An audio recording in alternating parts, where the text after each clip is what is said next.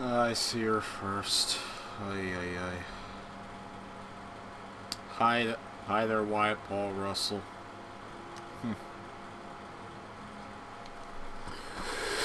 Ay.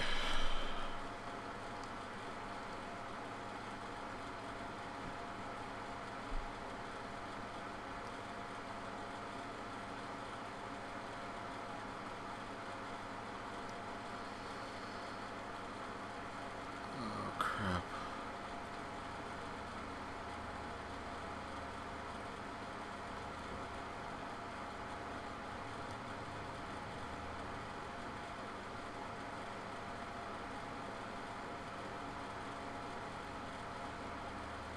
Oh, you did get a Game Boy player for over $100? I mean, that's good. I hope it works. Hoping the seller at least gave you an image of what it looks like, because I think on Amazon they normally don't give you images. Oy.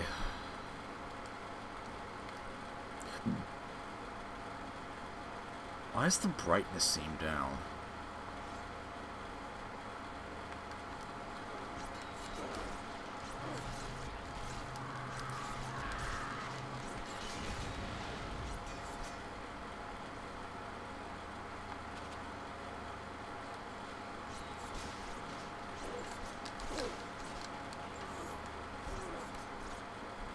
For some reason the brightness seems too low. I think I have to go and fix it. Oh, hi Marco. Because see, I did get myself a Game Boy player back when I got my GameCube. It was $80 plus the disc, but I bought it in store as opposed to buying it online. And no, this was not when it was brand new. It was at a retro game store. Meanwhile, I feel like I have to up the brightness on here. What? It already is up? No. No saturation.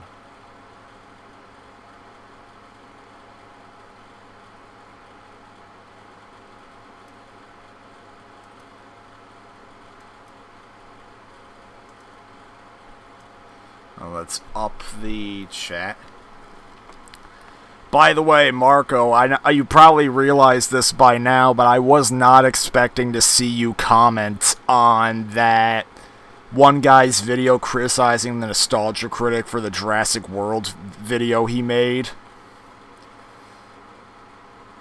Alright, looks like the brightness is just supposed to be dark in here.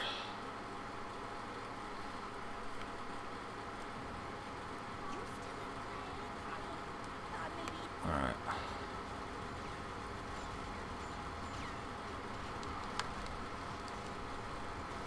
Alright, we have to figure this out.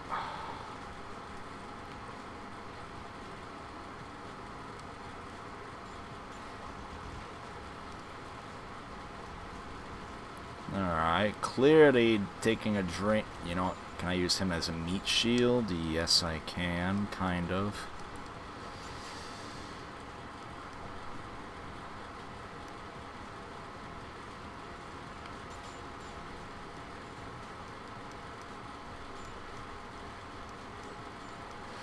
It was a great comment I put on there. Yeah, it was like one of the first comments put on that video, and the guy who uploaded the video, like, was it like Shinobi something? Not sure what his username is, but he put a love on the comment. He said he put it that he loved the comment. He responded to it, and it doesn't have the most likes, but it does have a fair amount of them. And I think, and I even still got a few replies on it. Alright. I mean, still, it is still pretty, oh, frick, this is what happens when, oh my god.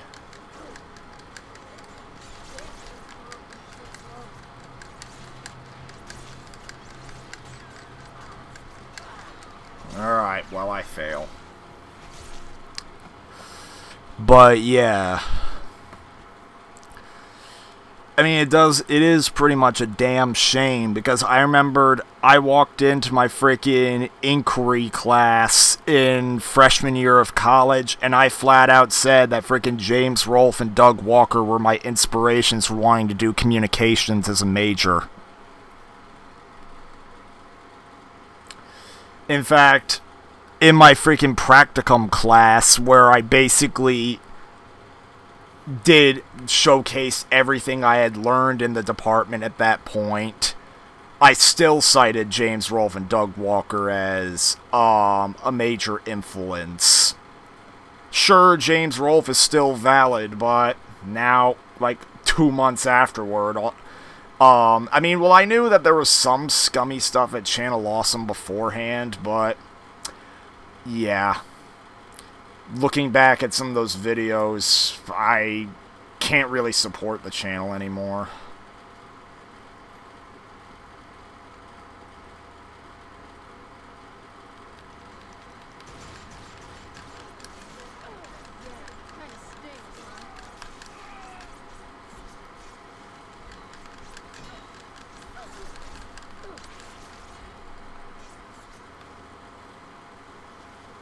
Alright, now we get to try this again.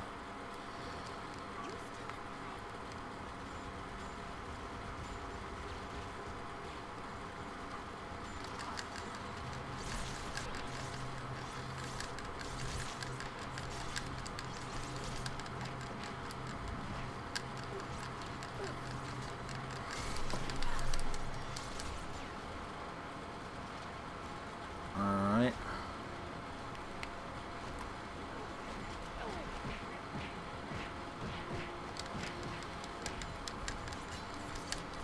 Alright, now the camera's being a bit tough to control.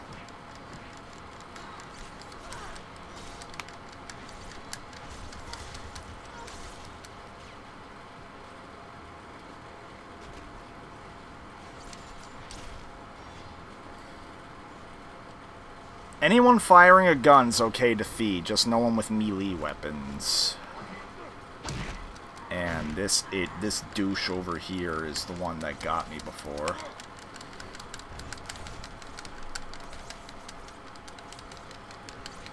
Nice! We got him.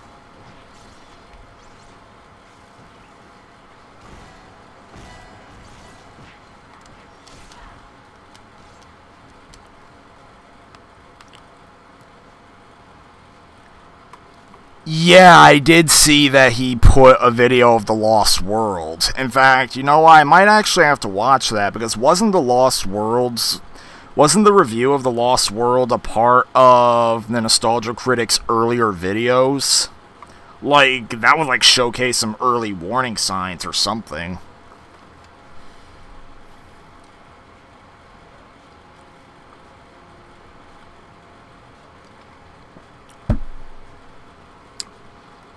Switch settings that you made the borders look like PS2 games? Huh. Alright, meanwhile, I think I'm getting this down. Alright, meanwhile, time to feed. Oh, wow.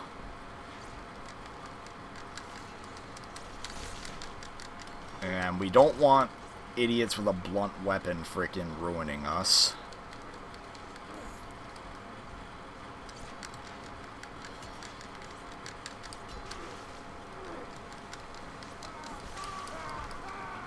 Yeah, it was in Nostalgia Critic's earlier days. Wow. I am gonna have to watch that eventually. Yeah. Hell, I might even do that after this. Pokesaurus is the last to show up and the first to like. I wouldn't say you're the last to show up. I'm pretty sure someone else... There's still time for other people to come.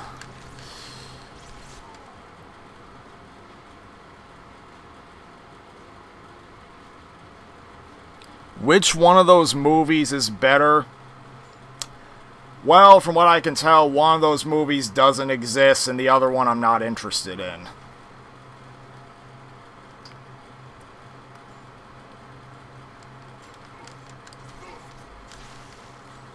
Yeah, there we go. Alright, power's off. We gotta conserve that power meter.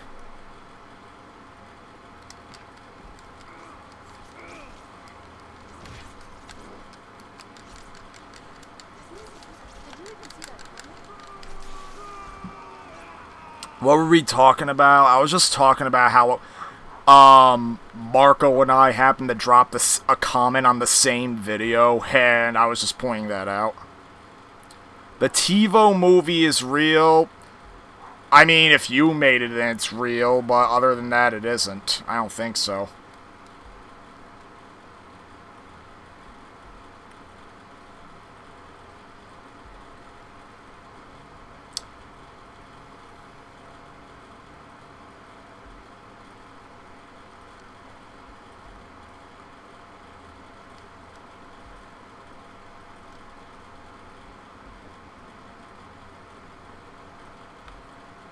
Wait a minute.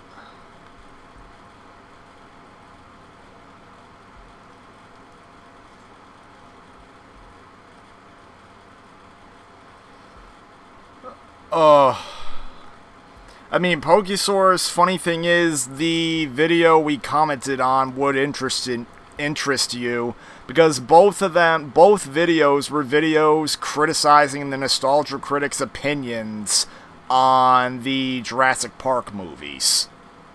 At least the sequels.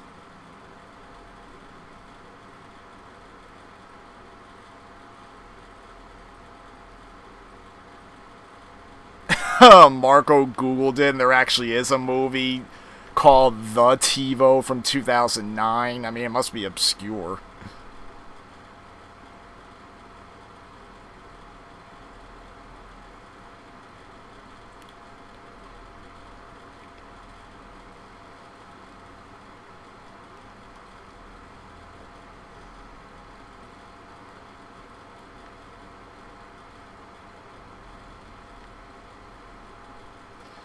Nostalgia Critic is needlessly biased with the original. Yeah, he kind of is. Like, I remembered liking Jurassic World when it came out, and then thing is, like, the review he did, like, I didn't even really like it that much back then. Like, I was very mixed about his opinions for the movie, and I was also very mixed about the clipless review style. Though, I tell ya, I was at least tolerant of the clipless reviews that at least reenacted scenes from the movie, even if the reenactments weren't all that good. But then, you had clipless reviews of movies, like clipless reviews of freaking Mad Max Fury Road, and the one that completely lost me was the one of Hocus Pocus, which had no reason to be a clipless review.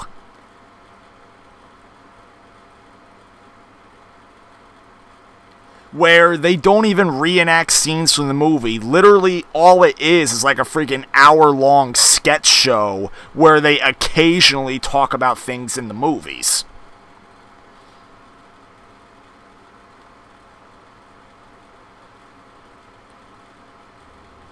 Wait a minute, there's a border. Come on, I beat this hard-ass fight. There's gotta be a way out of here. I really don't want to look it up.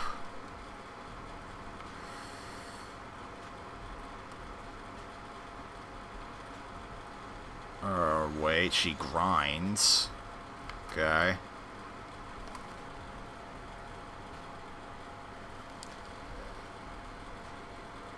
You do like his review of Rocky and Bullwinkle? I don't really remember that review all that much.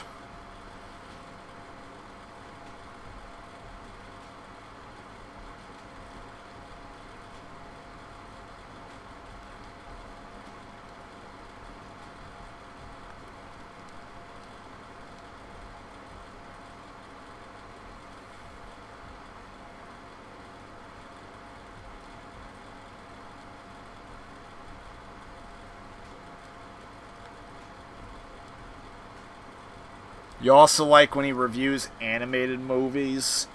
Generally, I don't know why, bad animated movies are more of a spectacle than bad live-action movies for some reason.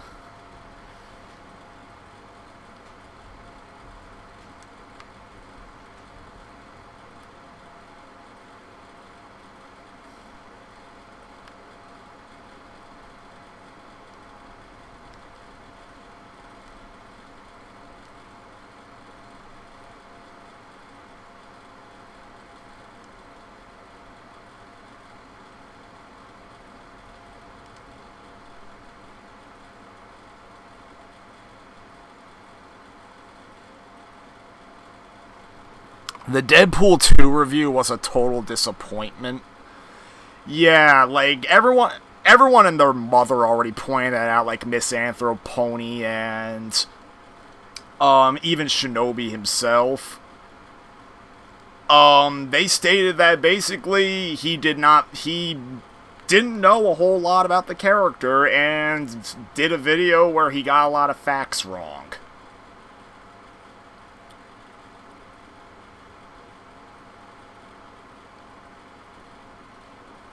And this stream is turning into me just wandering around a single room figuring out where to go.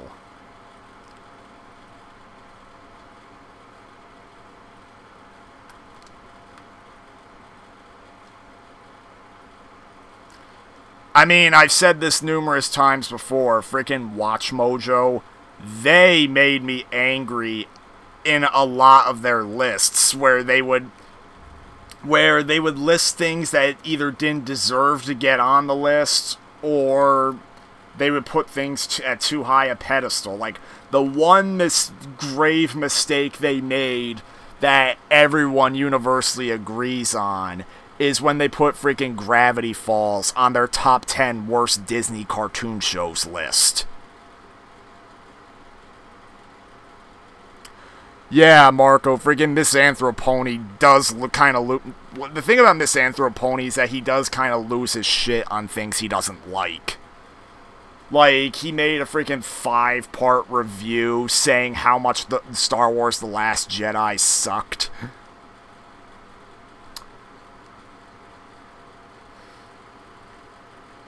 Like, I guess you could say it became the brand new Red Letter Media review of Star Wars Episode 1.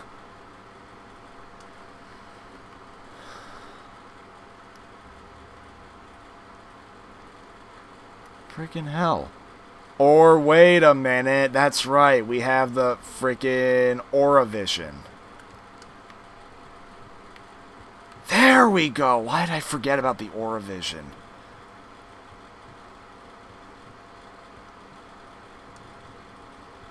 Alright, we gotta grind on the rail to get here.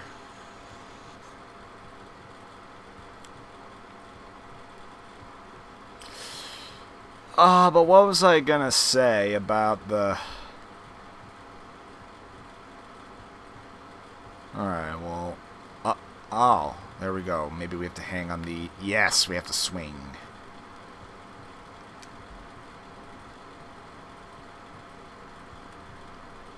No, no, no! You idiot.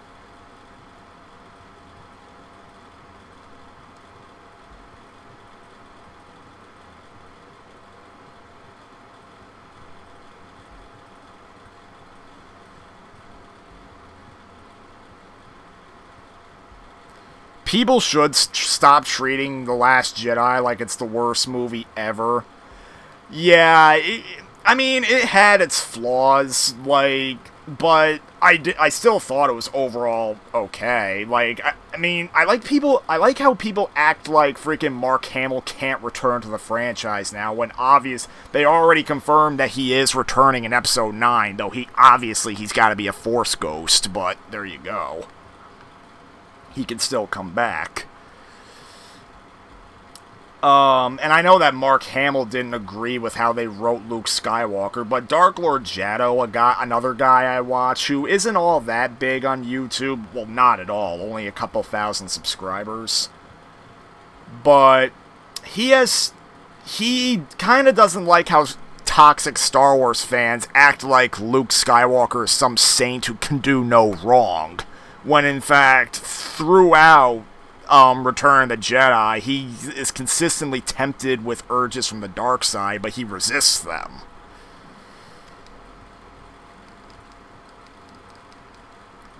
Oh.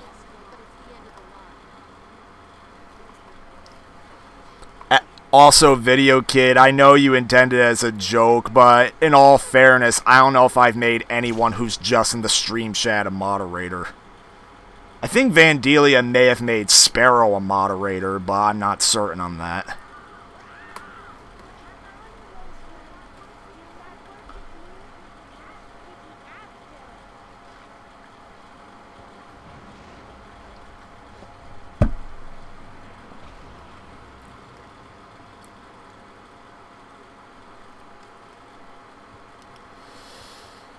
Oh, Jesus, but what was I thinking about?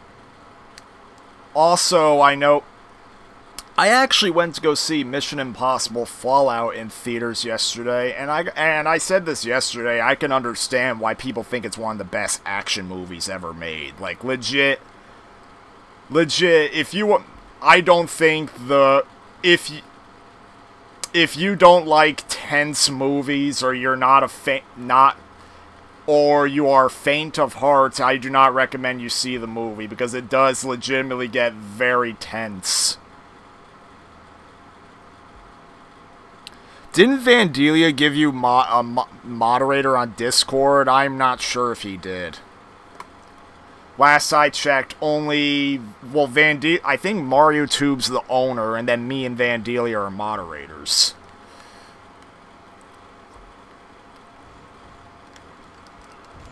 Shit.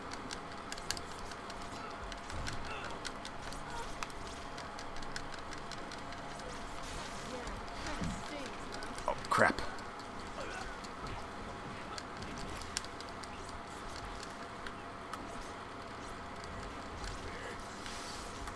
But, hang on, what was I talking about again? Yeah, Mission Impossible Fallout. Like, people like I Hate Everything, Chris Stuckman, I think they've gone on praising the movie. And then notably, oh, you're gonna eat dinner right now? Alright, you go on ahead. But in the meantime, I did see one. Oh, hi, Sparrow.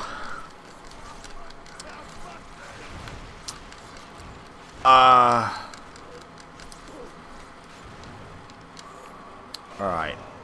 Alright, Shotgun Man over here needs to... Or wait, you're the Shotgun Man. There. Or wait, Shotgun Woman? Yeah, there you go. Shotgun Woman's going down there. Come here! Or wait, oh, I let him up. Wait a minute! Holy hell. Jesus, my potential victims are being burned. Have I heard of a game called Chasm? It's a Metroidvania-style dungeon crawler. I have not heard of it. Thought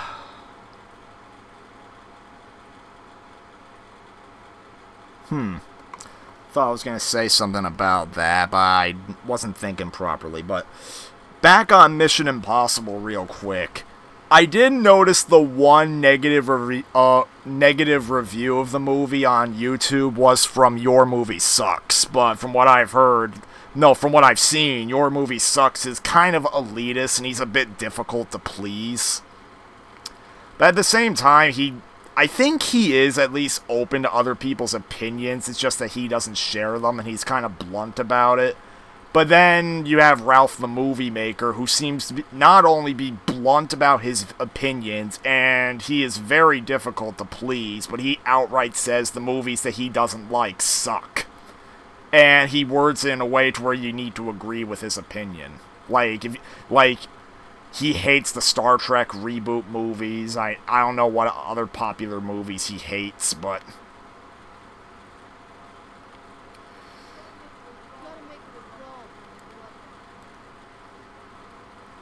And we're very low on health, so we have to be careful.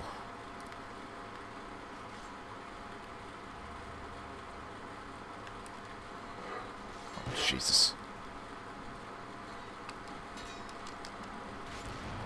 There we go.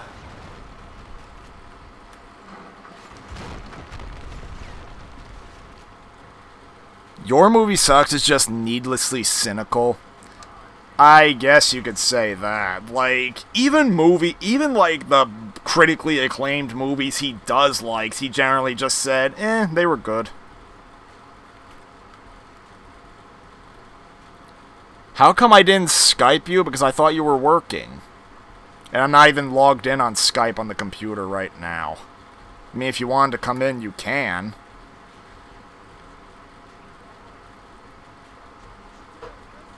And as you see, I didn't Skype anyone else.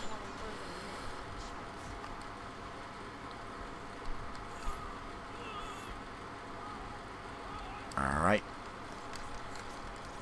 There. Alright, I guess I have to log into Skype now and have Vandelia come in if he'd like.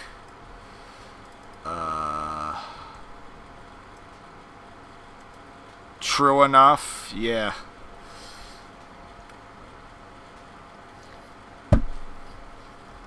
To see, Vandelia, I only know your days off to be Tuesday and Saturday, the days of the podcast. I'm not entirely sure when your other days off are. Alright, let's get you in here.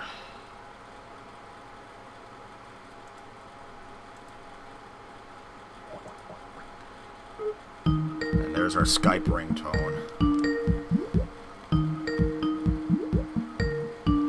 You know what? Get over here, go in the water.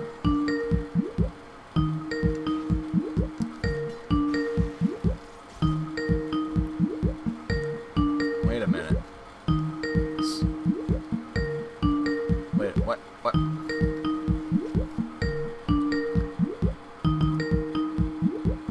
What the hell? It's a weird double call. Have I seen that video of the girl that hates minions? I have not. I thought I told you I was off yesterday. No, you didn't. I thought I did. Oh, get out of the water! Get out of the water! Damn! Get out of the water. Jeez. Now I got everybody out of the pool. Yeah, everyone get out of the pool.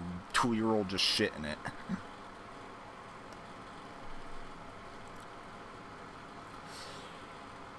Oh, yeah.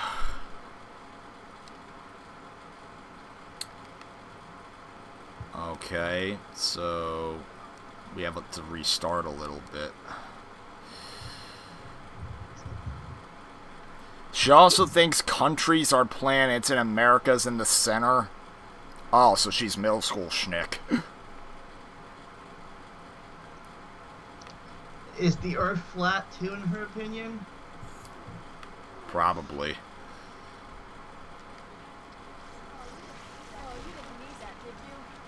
Alright, so stay away from fire, stay away from water. Just because you're a Dampierre doesn't mean they can't hurt you.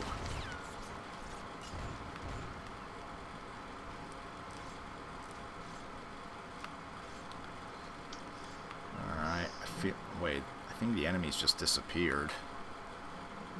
No, but she thinks France is closest to the sun. And besides, I mean, to me it just sounds like hating minions is the least of her problems or something, because a lot of people hate minions.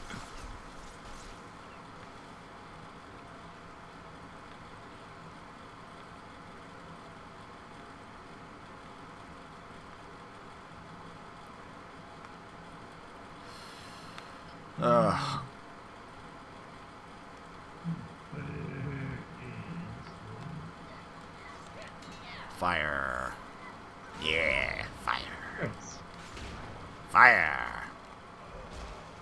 Or impalement. By fire be burned. Also, they say pounds instead of money. There, she thinks they're talking about gravity. Okay. Alright, remember, stay away from the showers.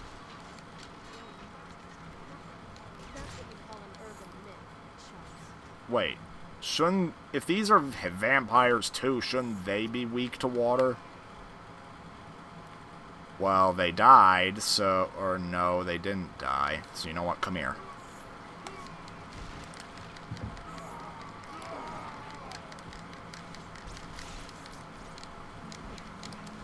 Get up. There you go. So stay away from water. Put the gun down. Get up.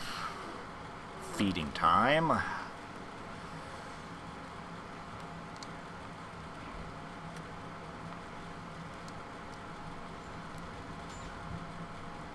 Wait, she attacked a kid wearing a Minions costume because they thought it was real?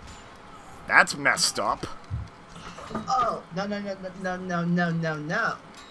Do you want to know what's messed up? What? I don't know if it's true or not, but apparently there's some SJW type people, I guess. I guess they're SJWs. There's idiots. But that said, people that like kids shouldn't be discriminated against. Why? Why? What? Why? Because in their eyes, if you like kids, if you like playing with kids, that automatically makes you like a pedophile. No. No, that pedophilia is an acceptable sexual orientation, like being gay or being bi. What? So that's how they sexually orient. Don't discriminate against them. I'm like, I identify as a pedophile. You need to use my pronoun. You have to accept my thing. No, we don't, because what you're doing is sick.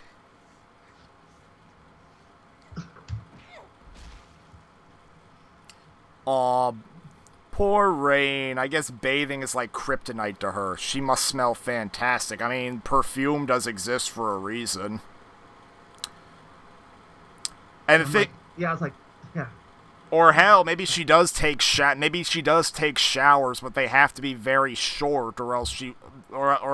Or perhaps they have to be very short, because don't forget, she's not full-on vampire. If she was full-on vampire, a simple touch kills her. But since she's a Dampier, it takes prolonged exposure, looks like.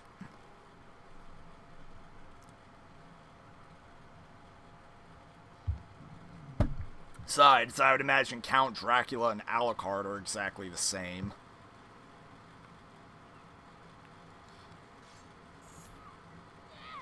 Or maybe not. Okay. Ooh, one impaled and one on fire.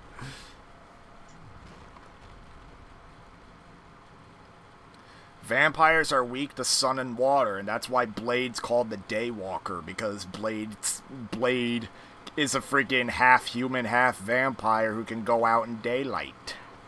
And I don't think he has a bloodlust, or maybe he does, but he's able to suppress it. Okay. Alright, now we're out in the light. Oh! Propane tank. Oh. Our way. Alright.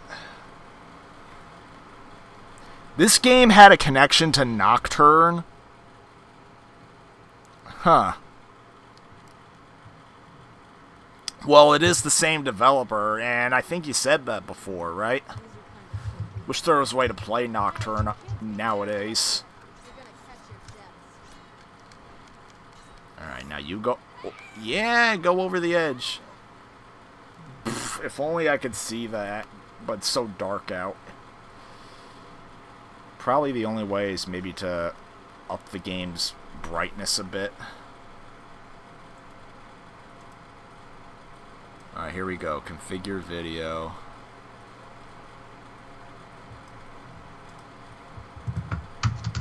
Alright, I think I fixed the game's brightness problem. You think copies can be found online, but the game might not work on newer computers? Yeah, that's what I'm concerned with.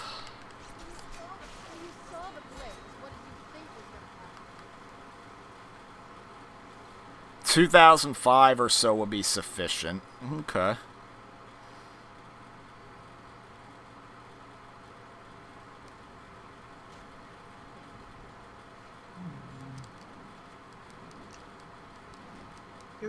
Sparrow's getting a Dell. You have a Dell. You had a Dell, huh?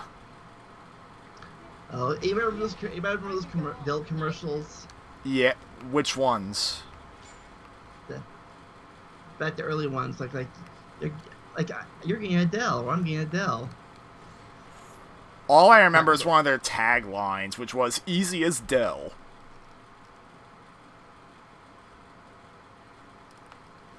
What I remember was "You're getting a Dell," or "I'm getting a Dell." Oh, we caused a gas explosion, though not from Shrek. Like that was like one of the very first build your own computer things. Oh, the Dell? Yeah. People who think pedophilia is like being gay are sure? What's that mean? I say they're screwed up.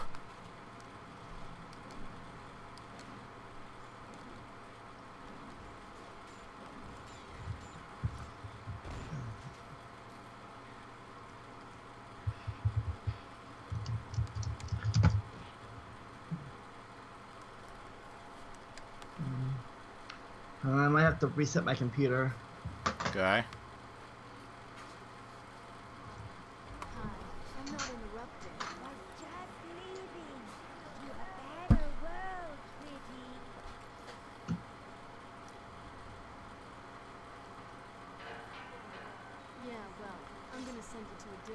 Oh, wait a minute.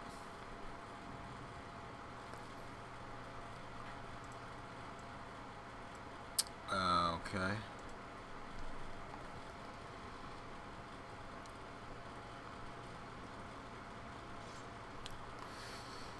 Also, I may have said this before, but Rain actually will appear in the Mugen story. And Vandalia's calling me. Are you on your phone or computer? Vandalia? Yeah? Are you on your phone or computer? I'm on my phone right now, my computer resets. Alright. Yeah, I said this right after you left, but I think Rain, our player character here, is going to be in the Mugen story. Because she does actually have a Mugen character that's actually pretty damn good. In fact, some of her all of her voice lines in the Mugen character are pulled from this game. Mugen, is that your spin-off of your RPG? Well, it's in the shnick story. See, well, Mugen is a fighting game engine where basically you can make any fighting character you want.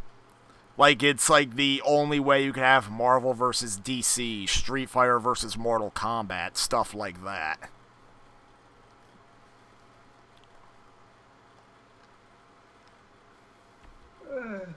But yeah, so freaking to make a story out of that game in the shnick timeline, I basically make my own adaptation of Avengers Infinity War.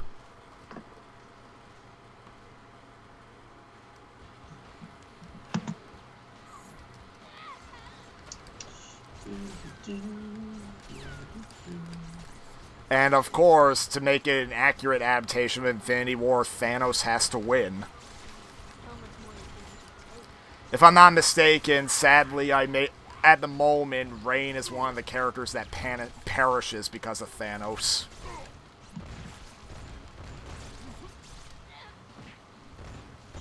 She doesn't make the cut.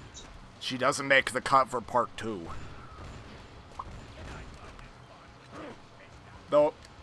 Though, of course, I haven't fully decided how Part 2 would end, but it does end with most of the damage being undone.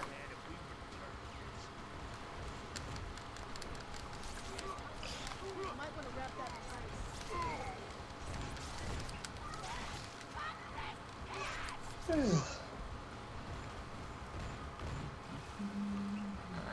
is my meat shield. Now you're my meat shield.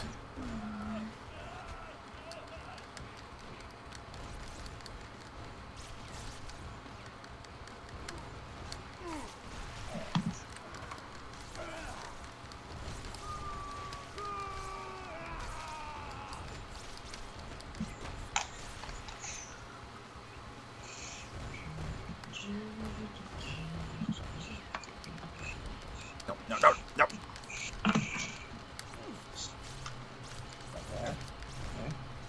Better.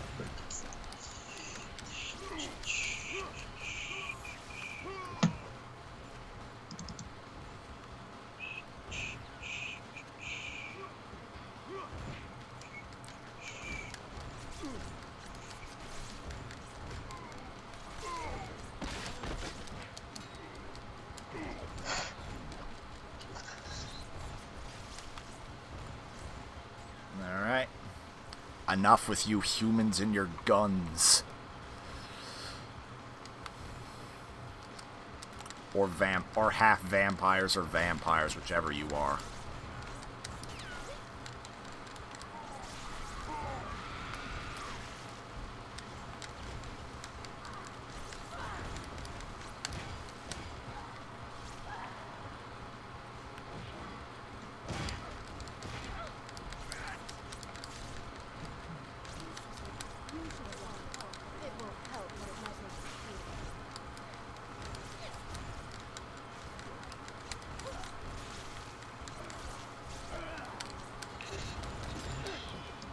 Wait a minute.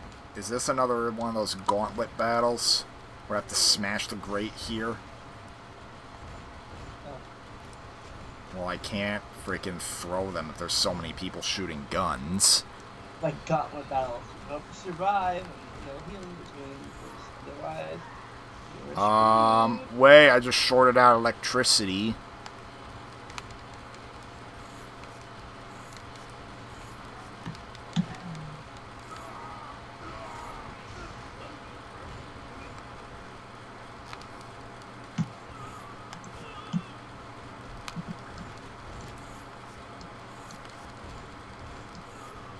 Alright, looks like we have to short out.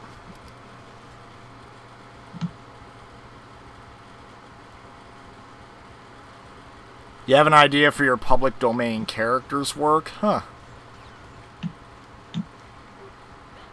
Let's see it. Alright, let's,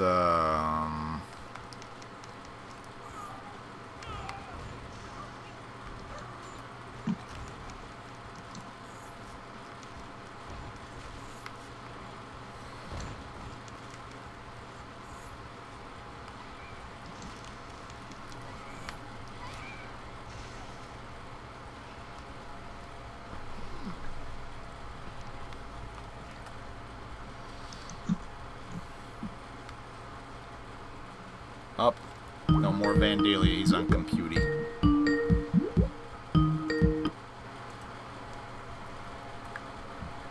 I'm back at the computer again. Okay.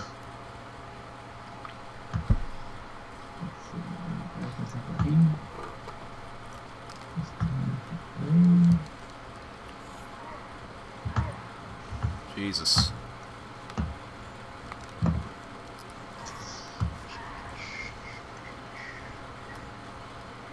Oh, wait. Yeah, looks like they just have to be electrocuted in order to raise the gate. Just have to be electrocuted, that's all. Yay, I did it.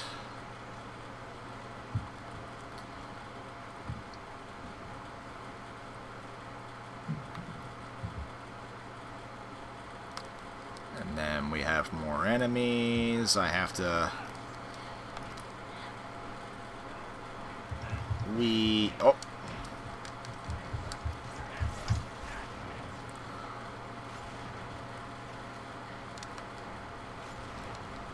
Get over here. Get up. Yay.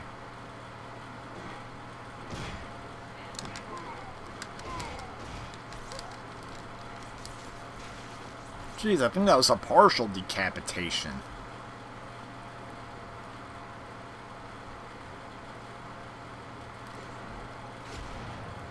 Alright, drink up.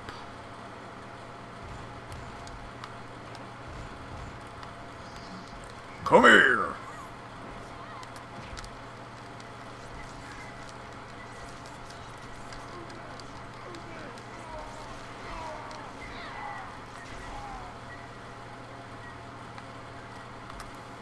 Sparrow, is that all of your idea?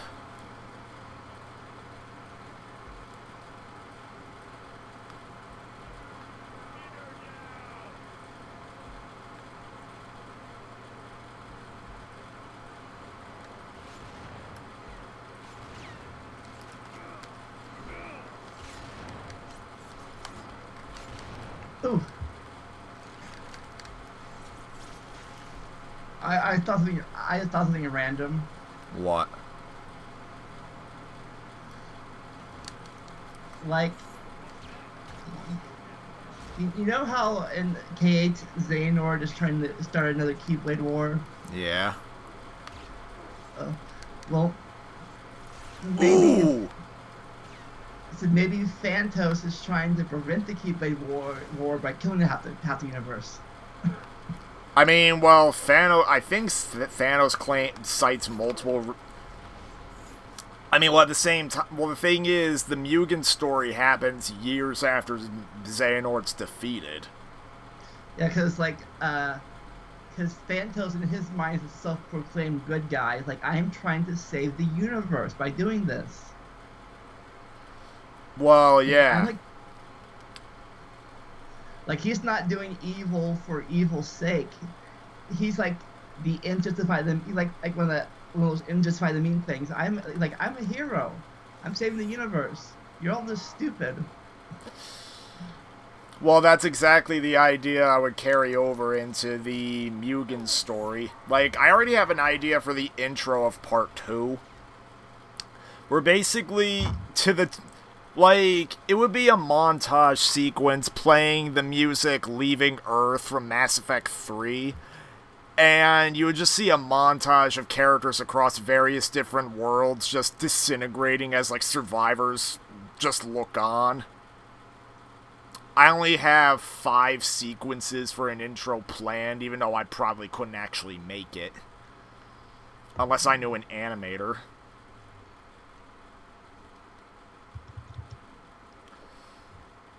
Like, I've said the Splatoon one numerous times, but then I also thought of ones for KH, namely Disney Castle, Devil May Cry, Resident Evil, and Grand Theft Auto.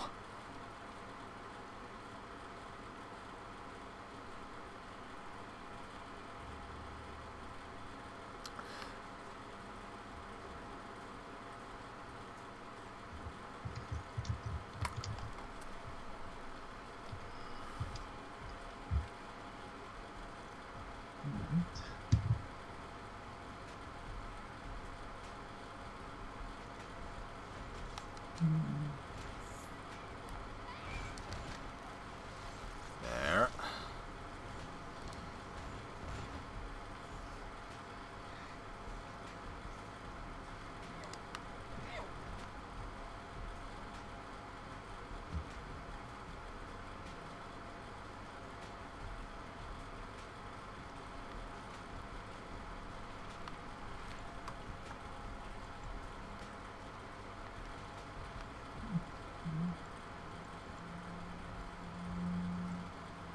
Multiverse's Junkyard. Huh.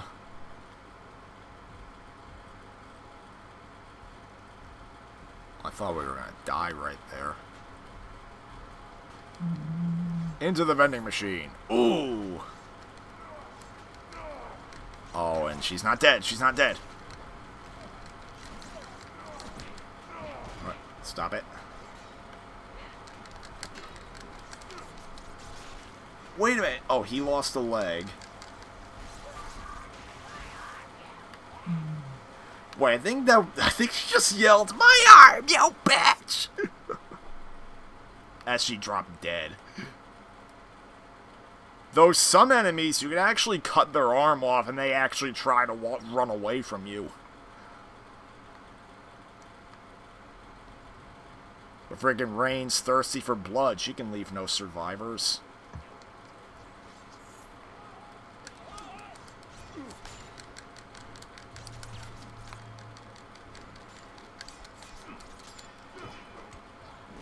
Alright.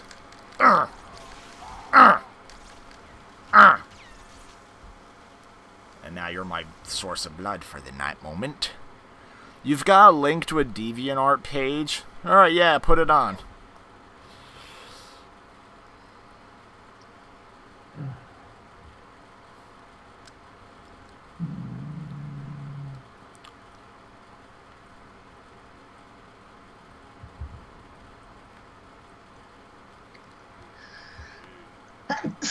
Bless you. Jesus, someone's using a freaking machine gun up there. Alright, head off. Whoa, whoa. Someone's trying to go Gordon Freeman on our ass. Let's see. We can't have that. And now... Nope, nope. Get up. Nope. And... Slice. Now you can't get up. We just gotta be sure.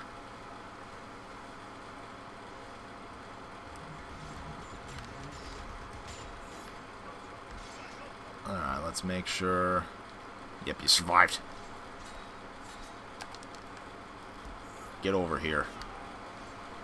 There. Cut in half. Unless you get up and walk on your hand, turn upside down, walk on your hands, you ain't gonna make it to me.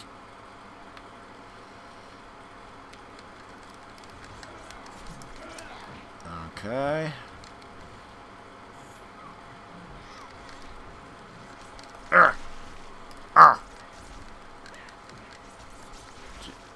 Yeah, partial decapitation right there.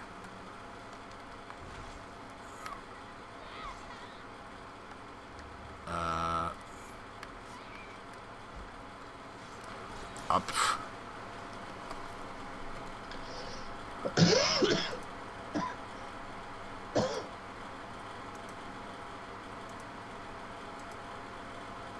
Did you try adding Brandon in here? Yeah, I need to ask him a question. Yeah, well, I think Jesse's at his house, so I don't think he's gonna answer.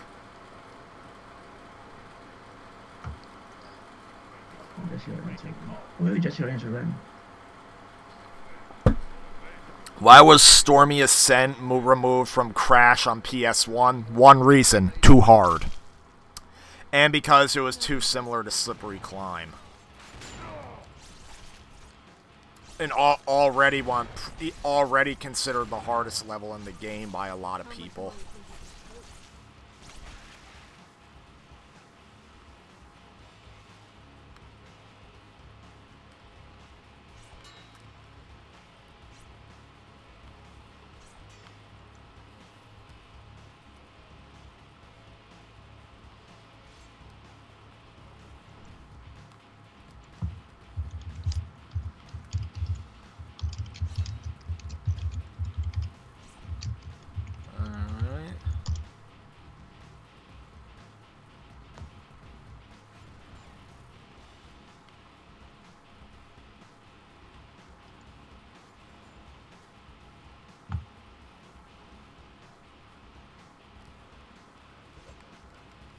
I don't want to wait till Friday.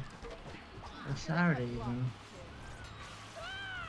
Or possibly longer.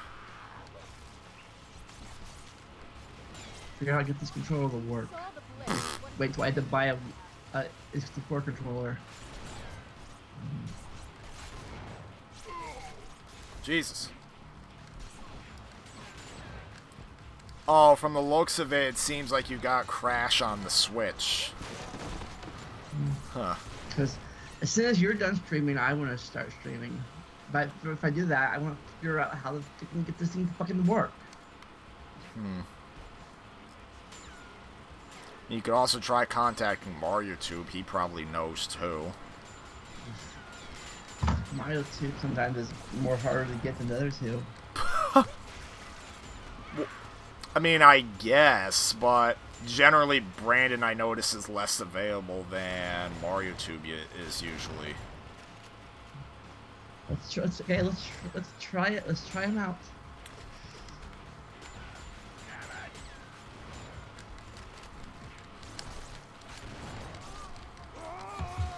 All right, shut up. There you go. Yeah, yeah, there we go.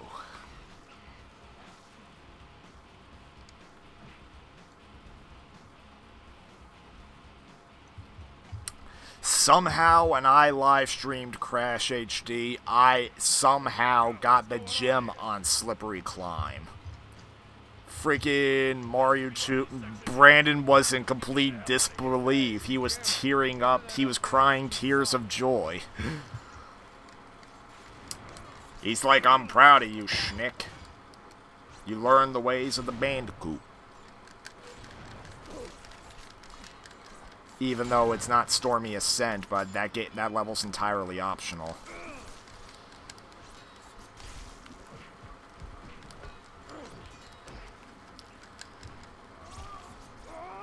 Alright. Alright, so clearly our blood subjects. Bang.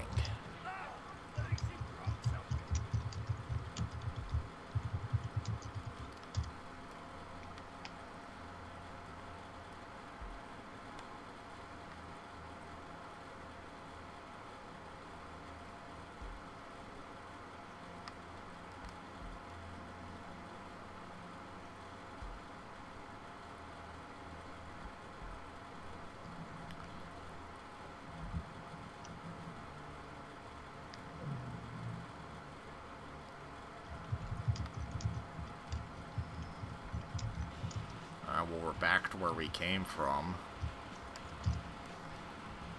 Alright, Aura Vision. Okay, looks like we have to go down below. Door is locked. Hang on. Door is not locked.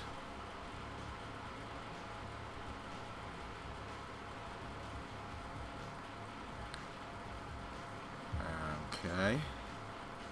Well, we can't go this way.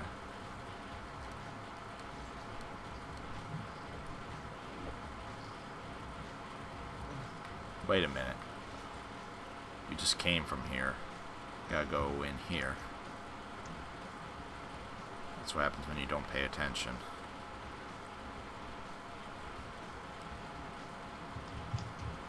Alright, drop down.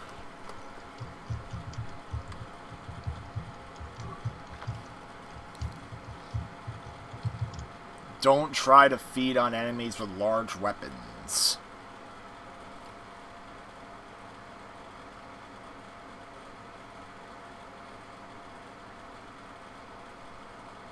Alright, I'm gonna leave it on the screen here. And I gotta go to the bathroom.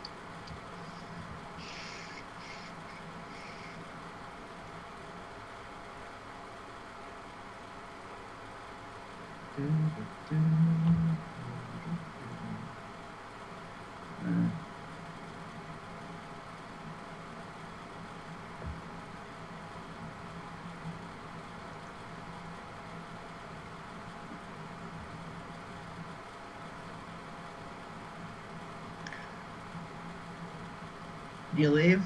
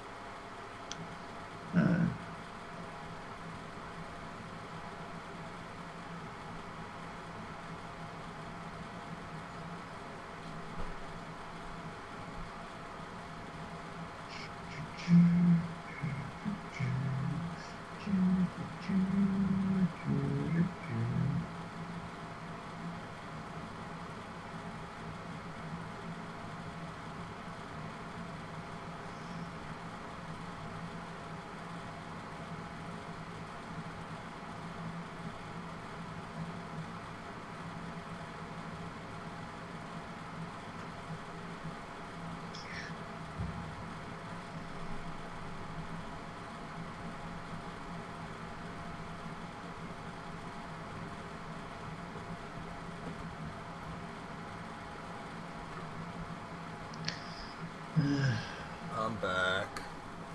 Okay. Can I complete Stormy Ascent? Thanks, but no.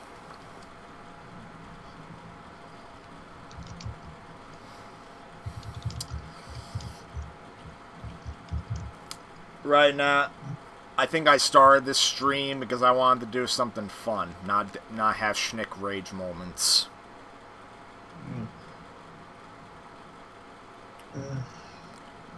Yeah, Mario was no help. He said it's just half personal preference and half common sense.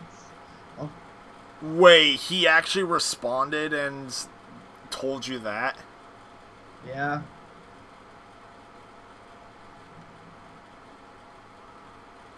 The hell?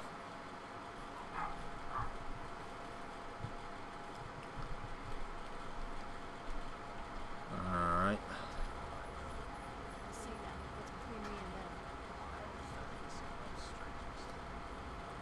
Turn robots into a stream? Nah, it's gonna stay to videos.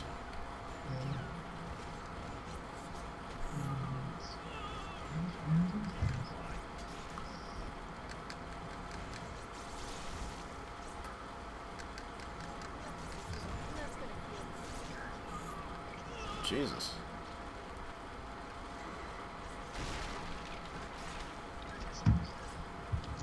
Oh, I already cut the limb off.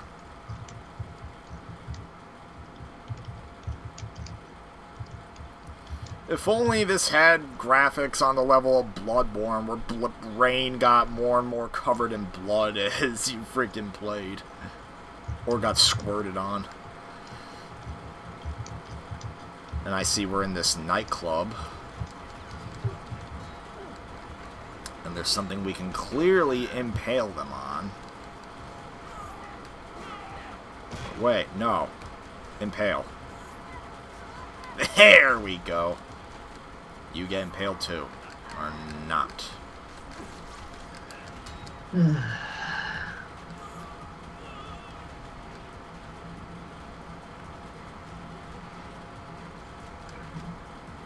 I mean, so much easier. I just use the 64 controller, but no, apparently they fucking suck at emulations. So you can't, like... The way I configure it on emulators is that it's plugged in, the emulator recognizes that a gamepad's plugged in. Alright. Feed, Yes, feed, I know feed. that too, but sometimes the buttons they put on them are so random, you know which button is what. You gotta set up yourself. Normally, anytime an emulator asks me to set a controller up, they just have all the buttons. And then they make you press what button you want to do what. Yes, I know that. I just don't know the optimal button push for which button. Well, I don't think anyone can help you with that. You just have to kind of decide it yourself. Like I said, the A button can be X, the square button can be B, the C buttons could probably be the right analog stick.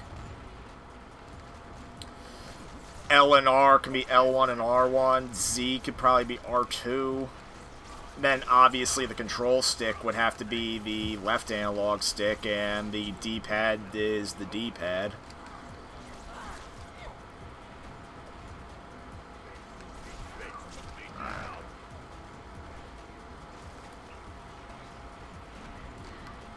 Alright, Rayne's Rage Mode.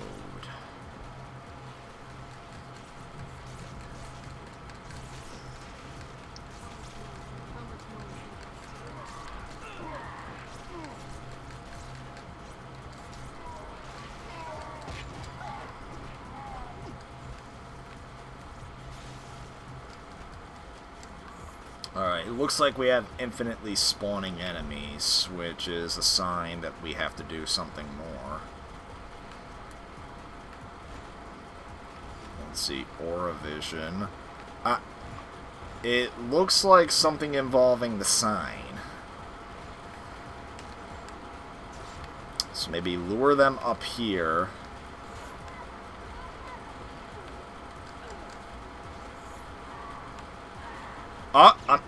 There! We made the sign fall down. Or better yet, I could just hit the sign myself, but I don't know, it was cooler to make an enemy ragdoll do it instead. And you saw the newest Shrek 2 video? Yeah, I recorded those recently.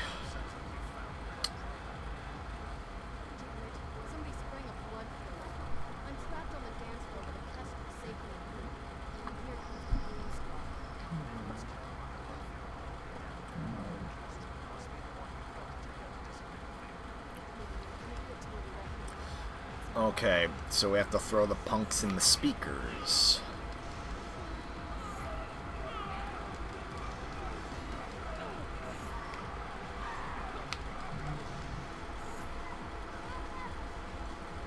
Nice.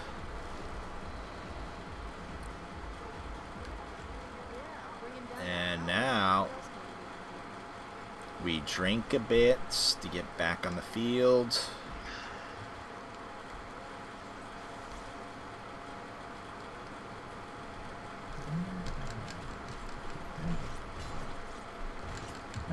Let's help them.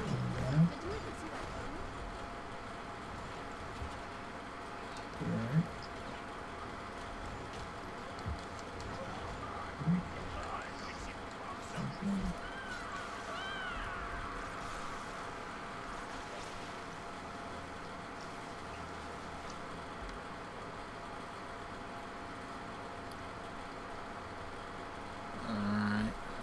Oh, shit. Get over here.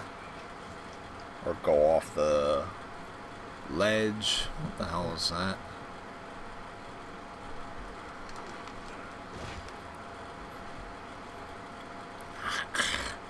There you go.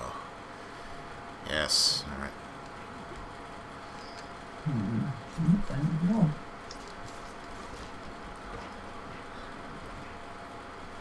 Alright.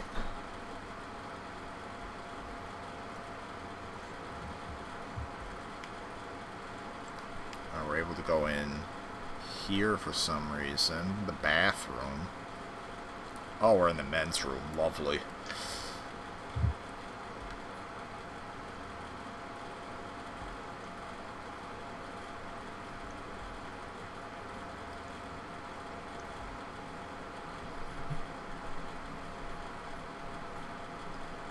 Oh, hi Marco, you're back.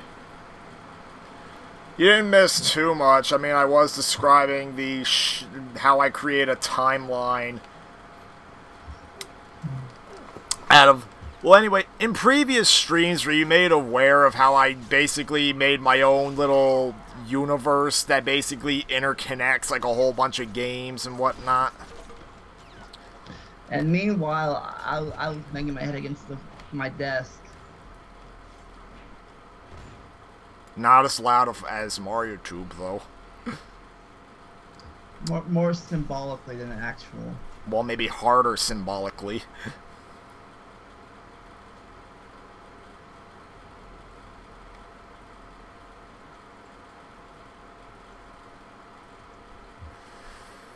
Okay.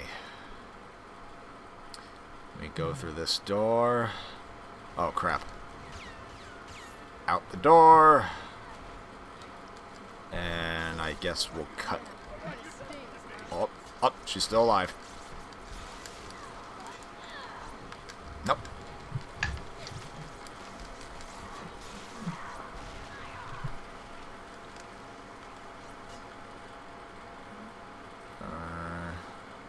Oh, and now it's not even reading my controller.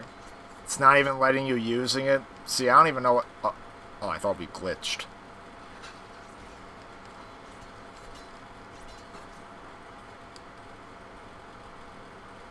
It's saying you have no controller plugged in. Well, that sucks.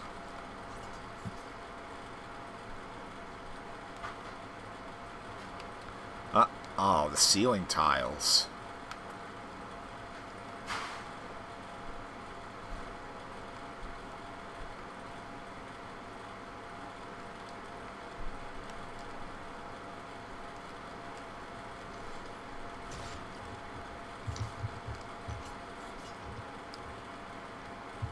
There's gotta be a way up there.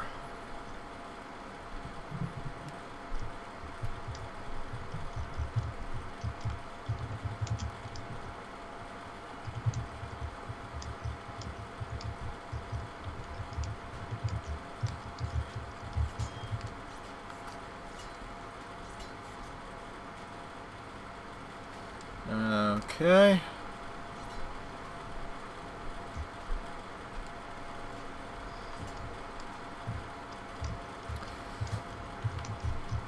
So, looks like we do have to get up there. Or wait. Can we pull the wall down? No, we can't. Or wait, oh, when we do it from a proper angle, we can pull it down. Okay.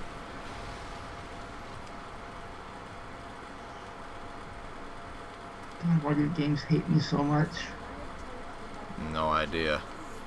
And then, oh, slide down. There you go.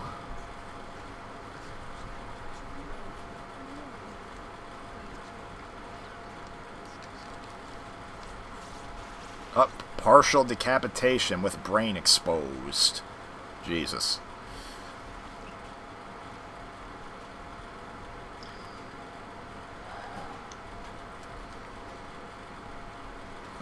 Okay.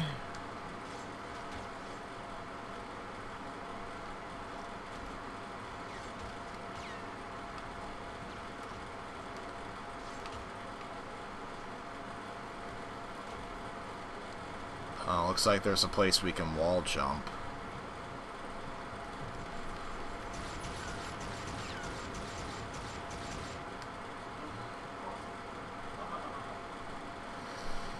So, Marco, do you have any other interesting news to report?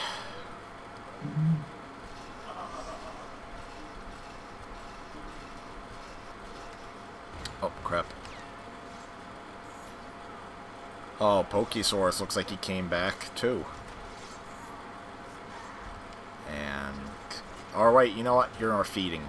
You're our feeding tool. There. And we see her fall down anyway. Okay. Or wait a sec, he's just gonna get up. Oh! Oh! We nearly died ourselves.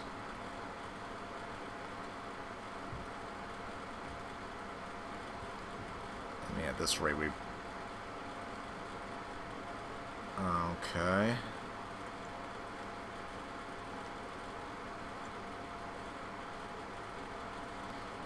Not really at the moment.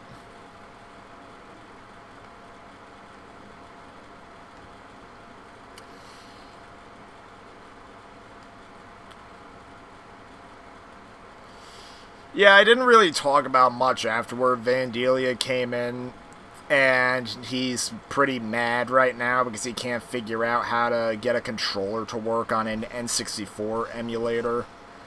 And me, I basically just talked about how,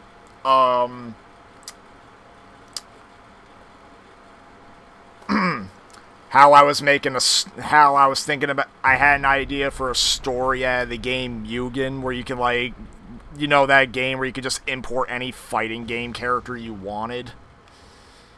I talked about how Rain, the character of this game, is actually one of the characters, and how the story is basically just an adaptation of Avengers Infinity War.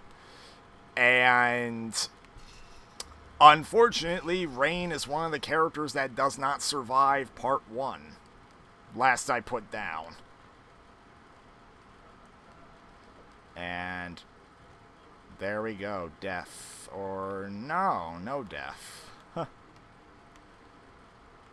Alright, so we go down.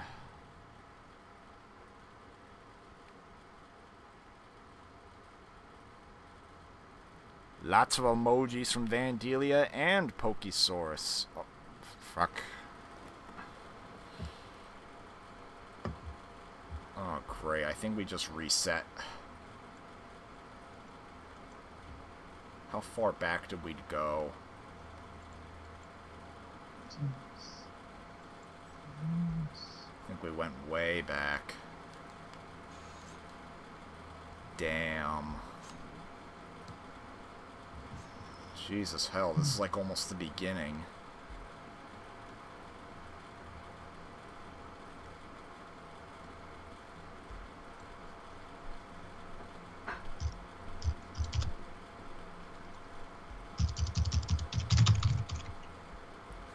And now we get Angry Vandelia.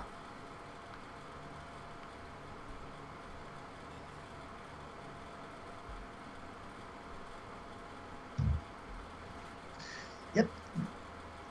It's my fault for wanting to try something new.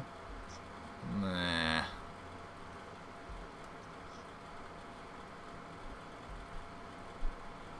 Want to try like a Zelda, Ocarina of Time Zelda randomizer I saw on YouTube. Like what? Randomizer? What? Yeah, for all the chests for different things. Oh, so it's a ROM hack. Yeah, but gameplay, if I get the controllers to work in the basic in the original game. So I'm about to say, if you were just gonna try and play Zelda Ocarina of Time, you could just buy it on the Wii U. I already own it, the game. You mean the cartridge? Yeah, but I want to play it. Okay. Randomly. Yeah, randomizer, ROM hack. Okay. But can we get it to work normally? Yeah. Well, at first I couldn't even figure which buttons to push for what thing, but now I can't get the fucking controller to work at all. Looks like we have to... Wait a minute. I should just go and record more episodes of what I'm already recording to try to start making other things. I want to start streaming again, but I think the stream, I don't want to stream the games I'm Let's Playing. Yeah, don't stream games that you Let's Play. At least until I'm done with the Let's Play, at least. Because after I'm done recording KH, I want to do a speed run of it on Twitch.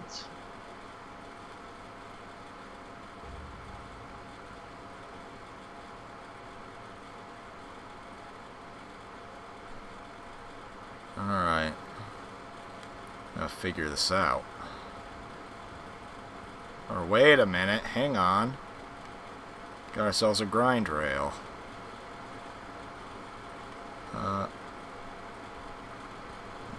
There we go.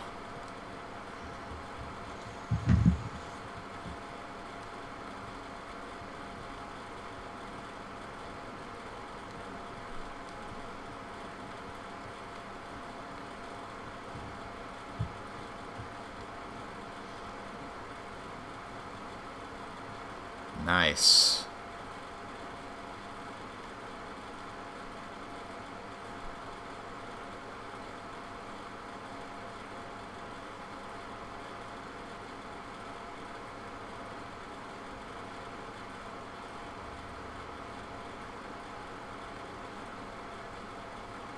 Oh, crap.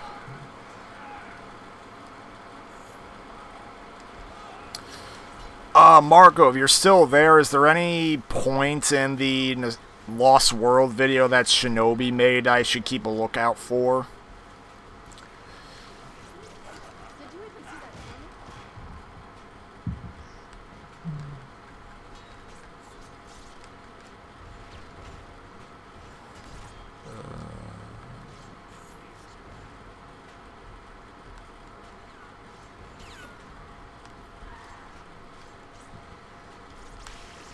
No, put the gun down.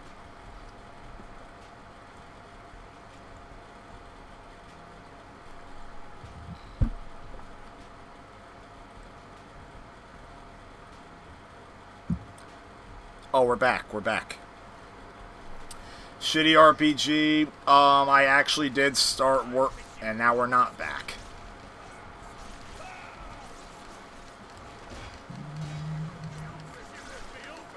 I need to go investigate.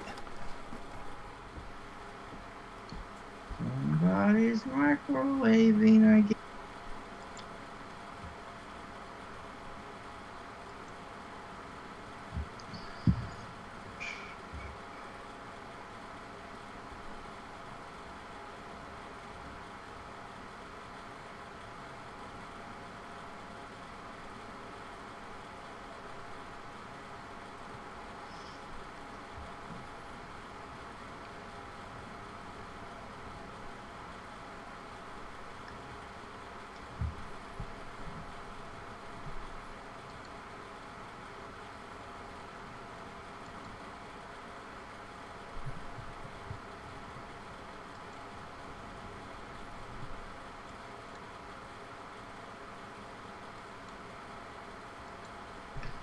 Let's see. Try this again.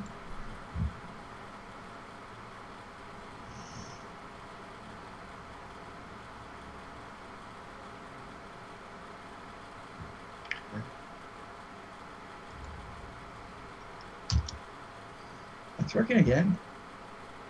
Kind of.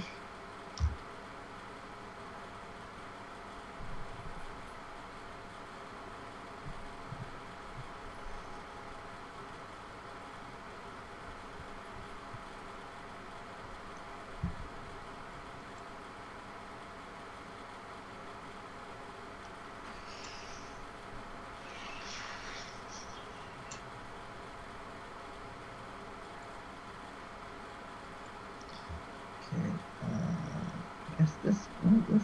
Yeah, this is it. Yes, that's this.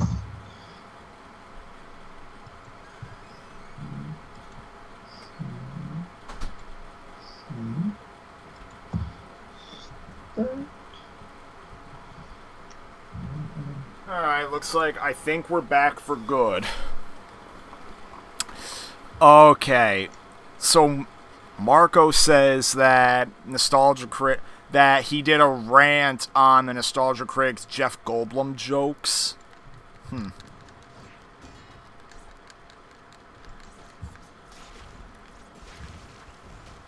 Yeah, I will say one thing. I only saw the first movie once, and it was a while back.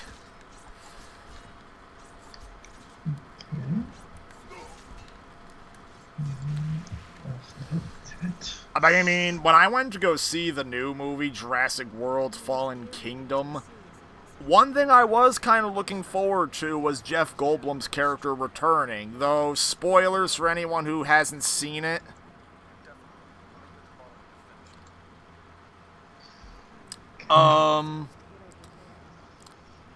He's barely in the movie. Basically, his only scenes in the movie are what you see in the trailers. And Sparrow, you say you got an idea for a potential threat to the good guys of my story? The Pied Piper? Well, I know the story, yeah.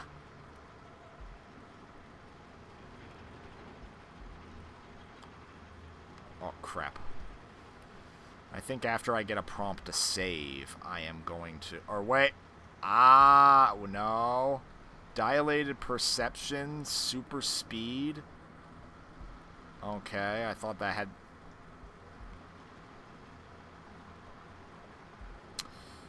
Now a clock tower. Fitting because I think as soon as we get a prompt to save, I'm going back to Castlevania Curse of Darkness.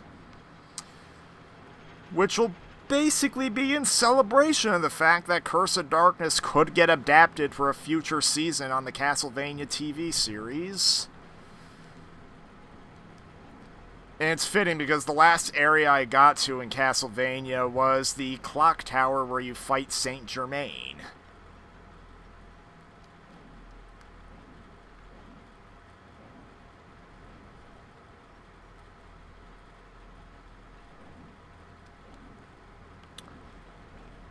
It's a good thing the drop frames are a lot lower than I thought.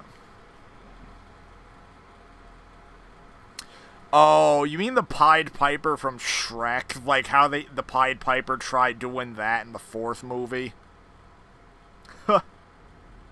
I mean, the idea I had is that... So the story is split into 2 parts.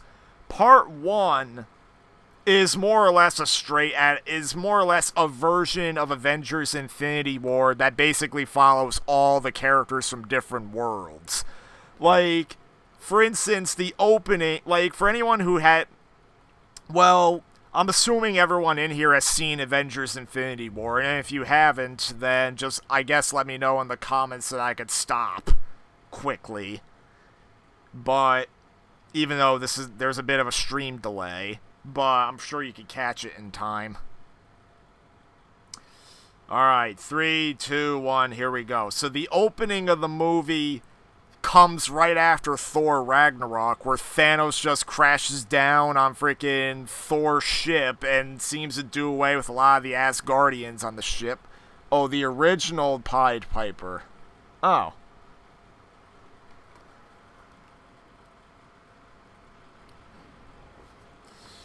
But yeah, so Thanos goes on Thor's ship to get one of the Infinity Stones from Loki.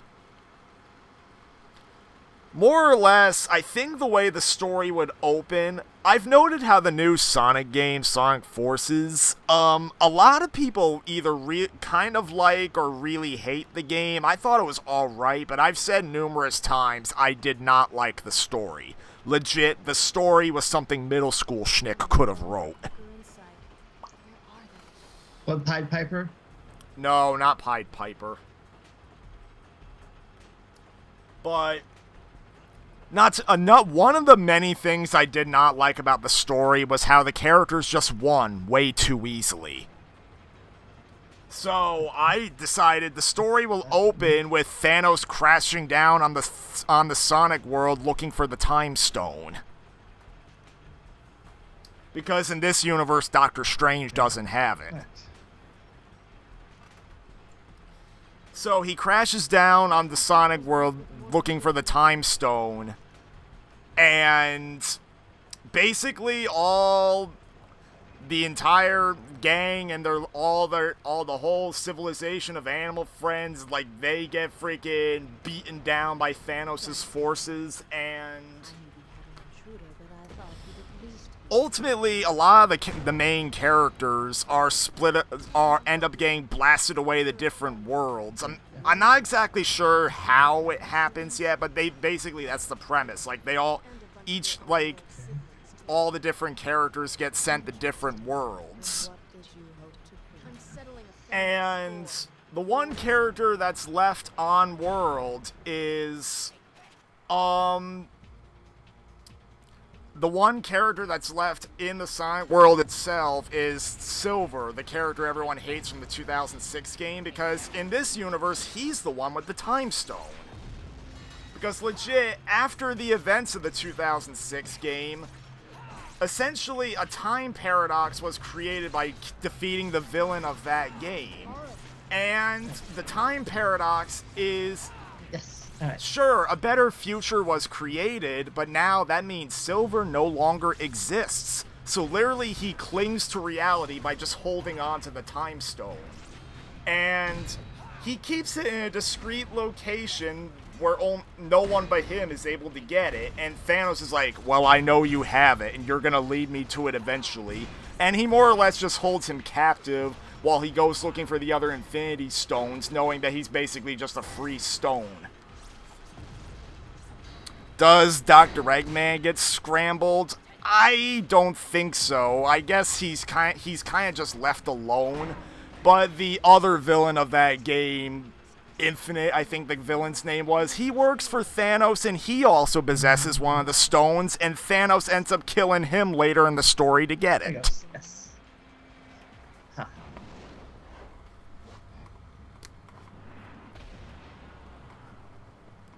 Oh, we got Ghost Feed. That's gonna help.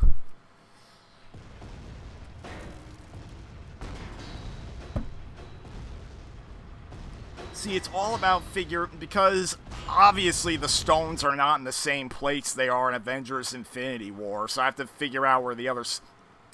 I first have to figure out what stones Thanos already has, and which ones he still needs to get. Under the station.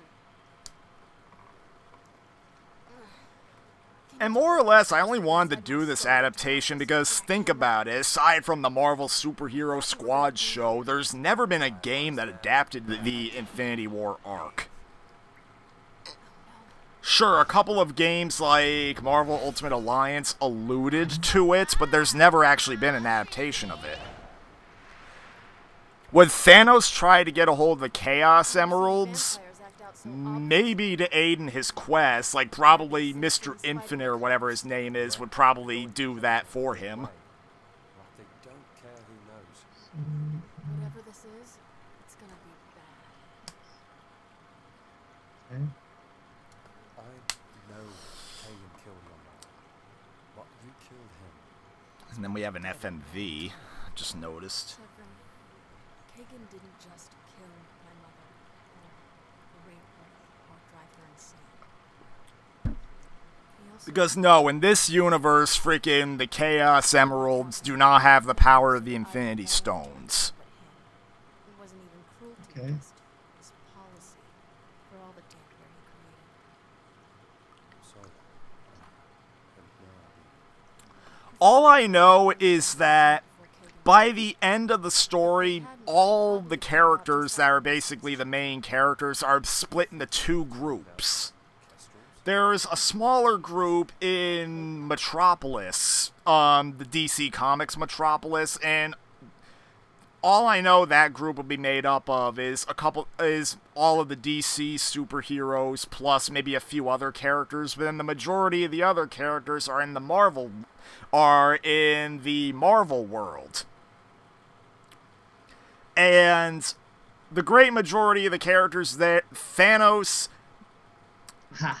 like, similar to the finale of Infinity War, one character is in possession of the final stone Thanos needs to get, and all of the characters put up one last final stand against him, but Thanos just mops the floor with them and gets the stone.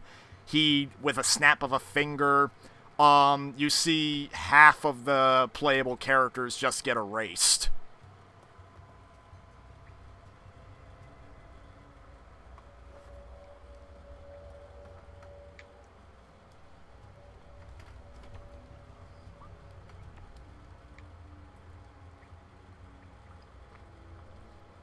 Then as for part 2, I decided that part 2 would open with a montage of characters fading away across different worlds. I described one scene from Splatoon, where 8 Inklings, teams of 4, are taking part in a match of turf war.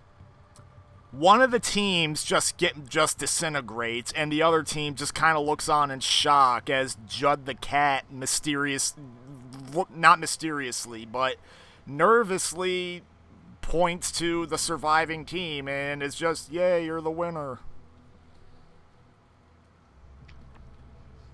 Damn, Severin, it's hard. Alright, we're not doing BloodRayne in the sewers.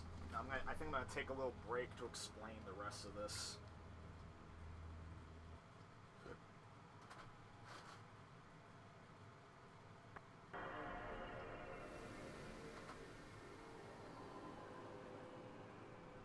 Go to the browser.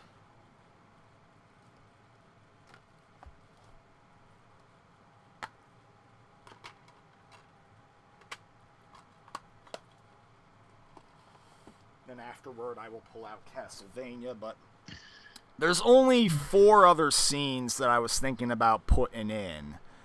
One of them's on the Resident Evil world. You would see Ethan and Mia Winters from Resident Evil 7 watching a news report detailing all the people across the world. If Shrek of Universe 2 is still alive, would he be among the vanquished? Well, thankfully for the universe, he is already dead at this point.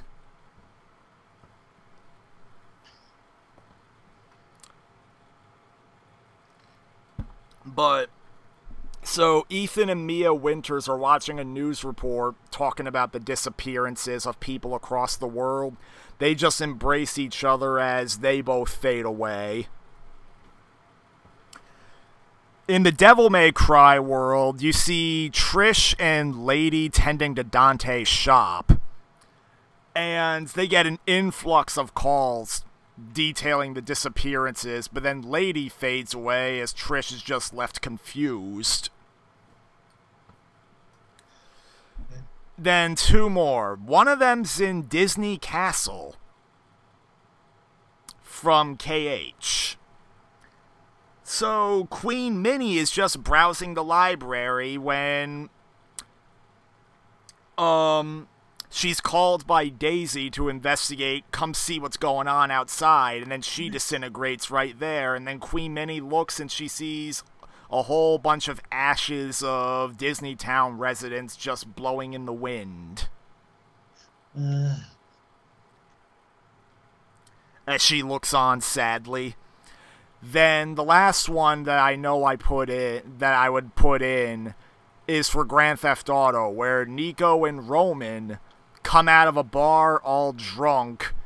Freaking Nico falls to the ground and fades away. And Roman, who wasn't even looking, being all disoriented because he's drunk, he starts going, "Cousin? Cousin?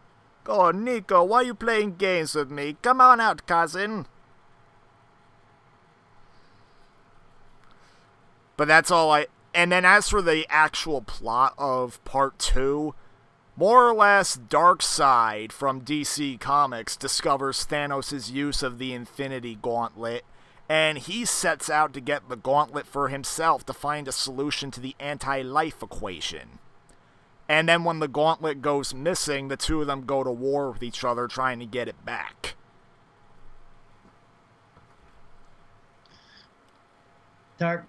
Darkseid Phil and Thanos? No, I already said this before, not Darkseid Phil. Freaking Darkseid DC Comics.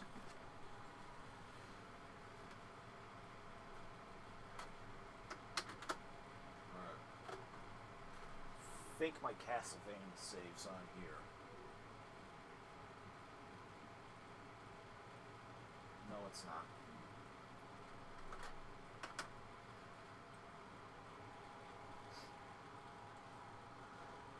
No.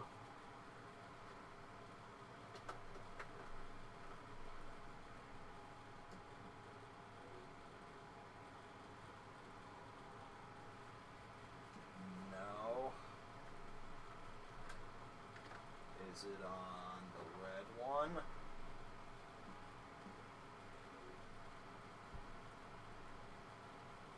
Yes, it is on the red one, I think.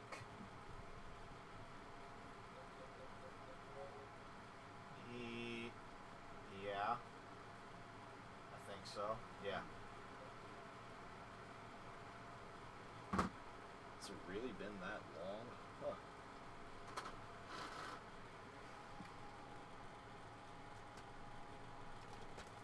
So, are there any questions about the story?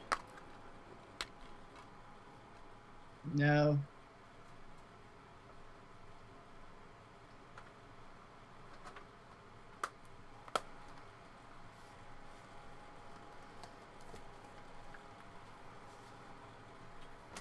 It basically is just shitty RPG, the fighting game, except the story isn't a joke. Where's Darkseid Phil? He's in shitty RPG 4. which takes place after the events of this Mugen story for Mugen.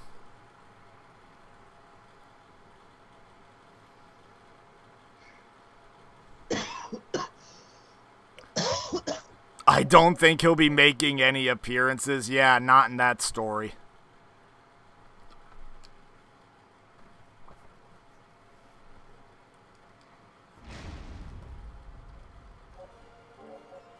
His own stove killed him. What? His gore... Anytime he needs to cook a penne, it's easy to eat, but then the stove's not easy to operate. Oh, no.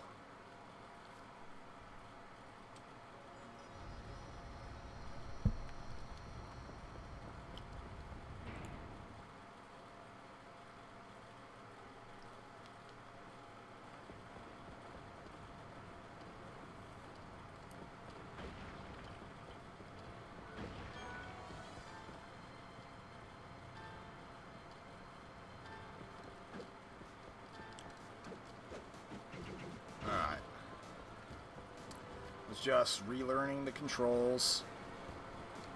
We already beat Saint Germain, so there's no need to fight him again.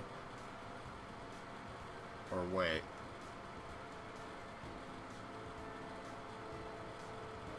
Yeah. No fighting Saint Germain again.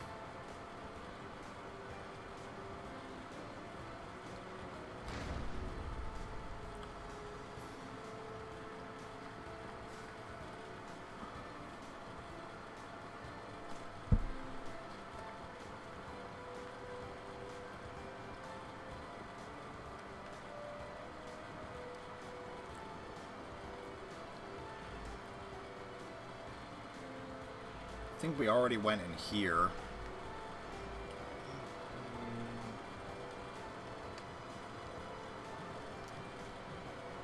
So, Sparrow, did you have any additional questions aside Darkside Phil?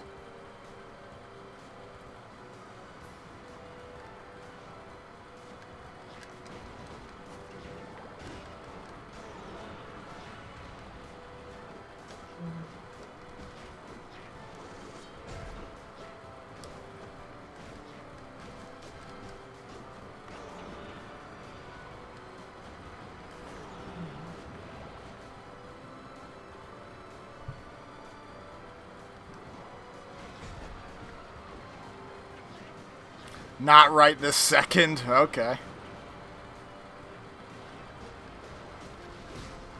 Yeah, I know you were the one that asked about him. I was wondering if Sparrow's going to ask a similar thing. Because it feels like every single video, every single stream, there has to be an obligatory Phil reference. Oh my god. I mean, after all, I did make the YTP.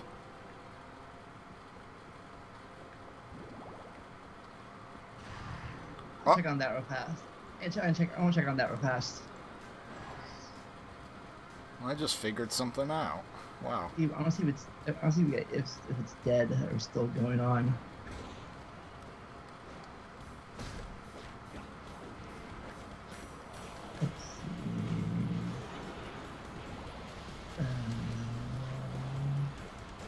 Patriot. Psycho Dad breaks his car.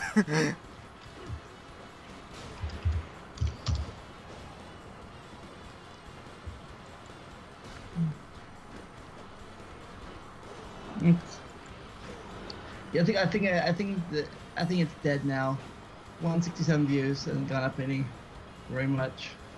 Yeah. Until only 6 comments from the Pokesaurus, Game for Us, Vendetta Records, and Jet Set RA.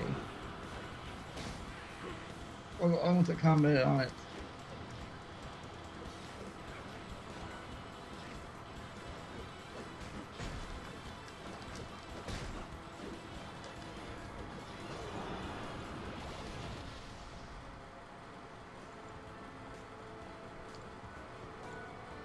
Earth Ring, look at that.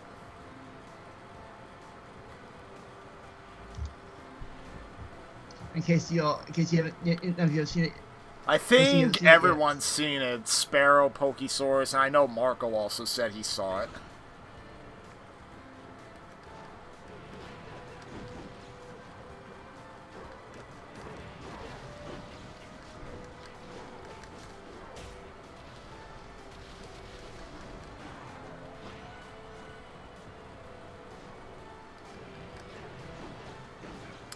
Meanwhile, I did have a stream idea.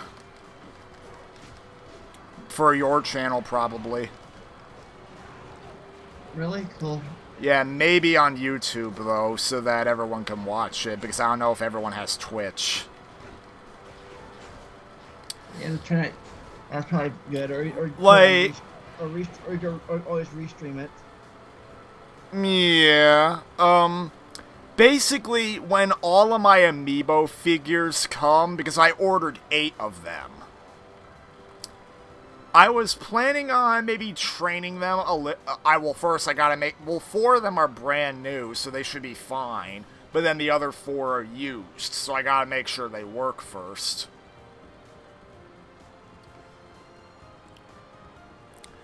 And I was thinking about after training them for a little bit, I will actually go into Smash 4. Like, legit, I found a way to make Smash 4 worthwhile for once.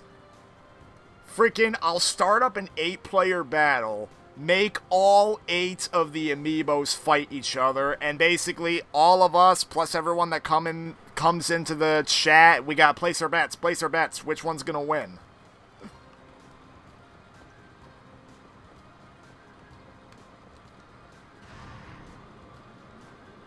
Don't think we should gamble or anything, but still, be fun to, like, pick out who wins and who loses.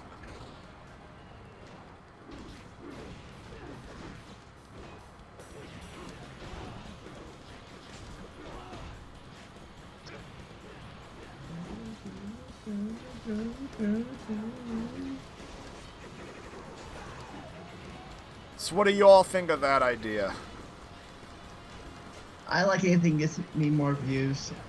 Okay.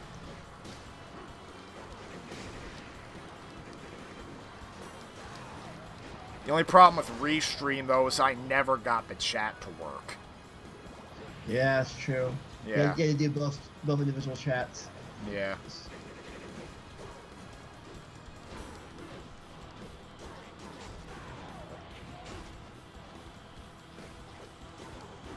What was the idea? So, I have 8 amiibos coming in. And I was thinking about it, assuming all of them work, I was gonna train them a little bit, and I would actually do an 8-player battle between all of them. And us in the Skype call and everyone in the chat has to place their bets for who will win.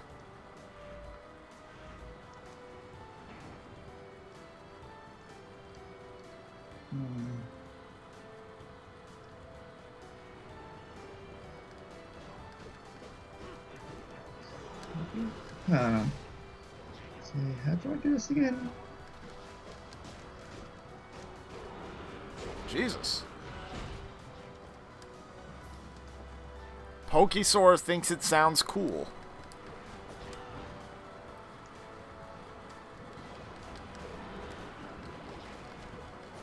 Like, honestly, if it works out the way I think it's gonna work out, I really hope Smash Ultimate brings it back.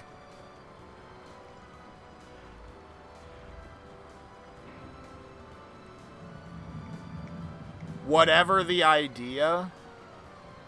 You didn't hear what the idea is? Aw.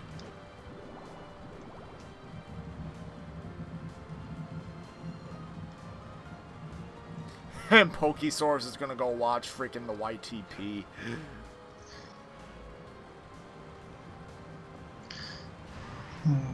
But no, Sparrow, the idea was basically, I'm getting 8 amiibos in the mail, and assuming they all work, I'm gonna do a stream of me actually putting on Smash 4 and watching all 8 of them duke it out.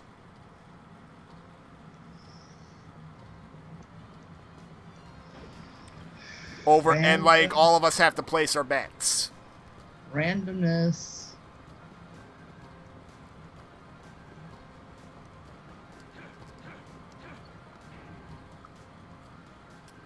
Like, legit, if this works out the way I think it's gonna work out, then maybe Smash 4 is worth something after all.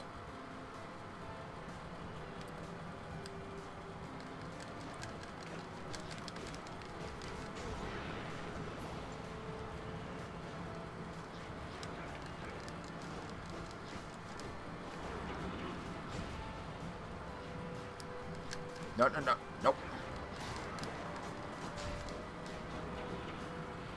Nope. Jesus.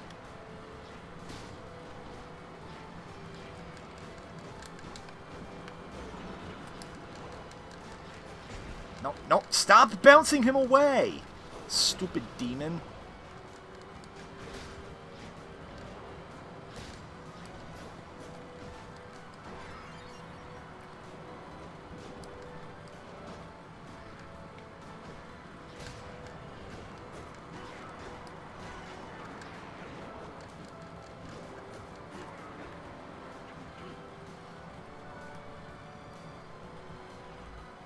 Might actually have to go back to that room if it just looks like we're gonna keep going.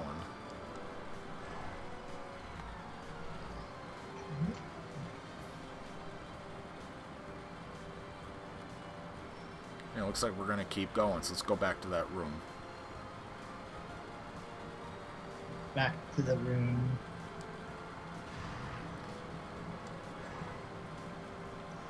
Gotta get back.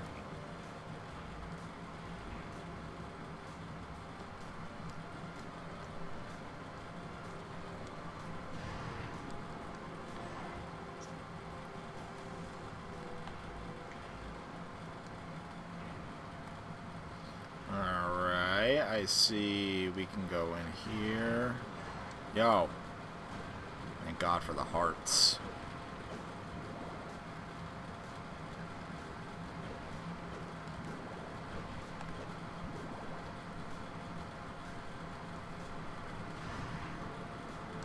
Yay. All that for... Oh, what the hell?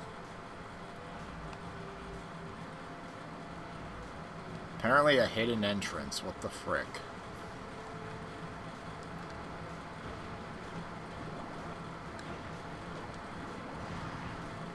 Oh, look at that. Huh.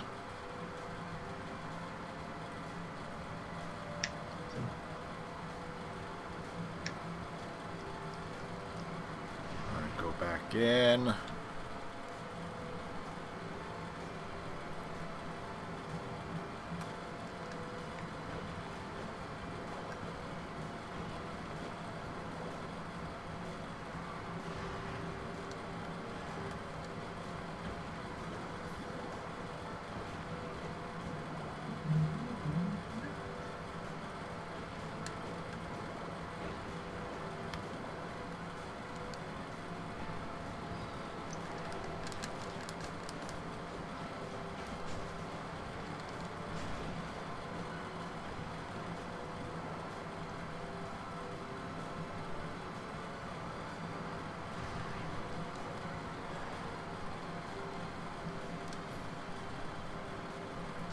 We're gonna smash the candles, I suppose.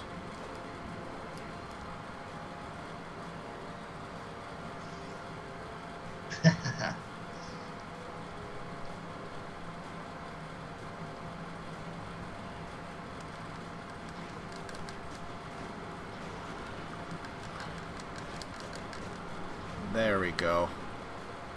No, you mother.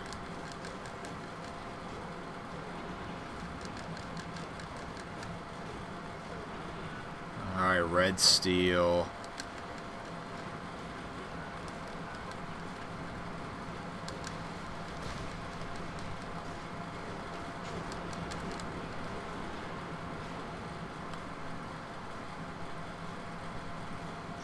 That. This. Torch. Then. Right.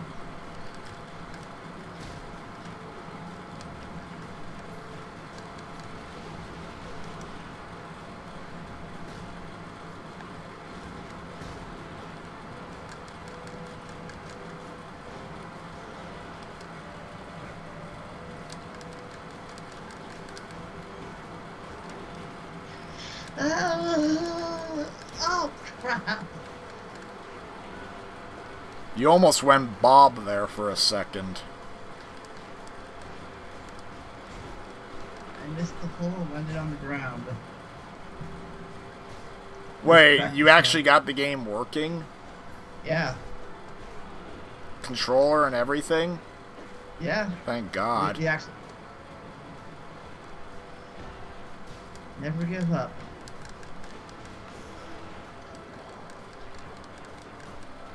Yo, mother.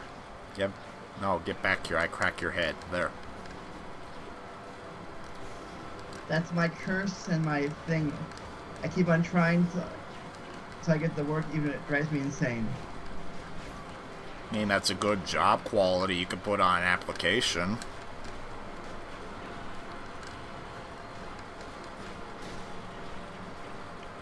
True, but I don't think my mental health can handle it very long. Okay. Oh, what the hell? We hit a dead end.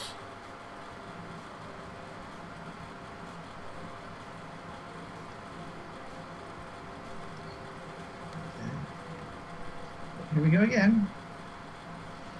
Ah!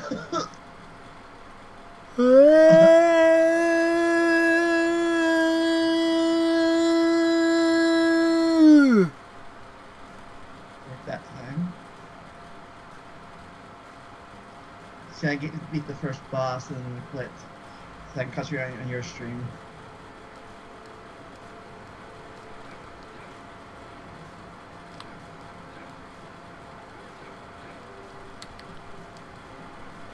If I do get bored, I wouldn't mind you streaming.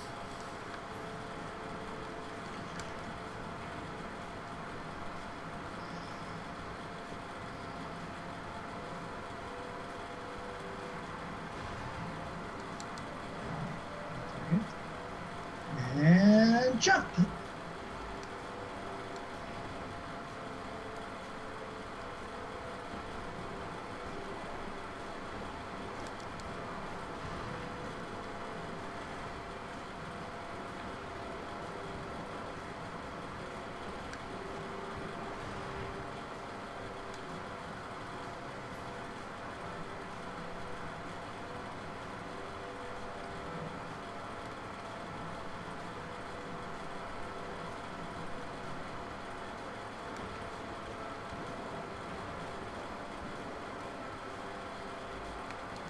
We were already inside this room, yes. Oh. Okay, no. Okay. No, that's... Okay.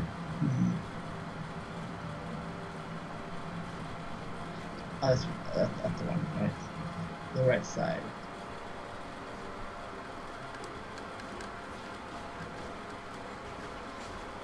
Yeah, I think I remember what that was that we just went through. Okay. Oh, fucking damn. Ow, goddamn. I see him falling in the water with a lit torch. Okay, Link. Don't jump into the water when you're on fire. Just... Yes, got it.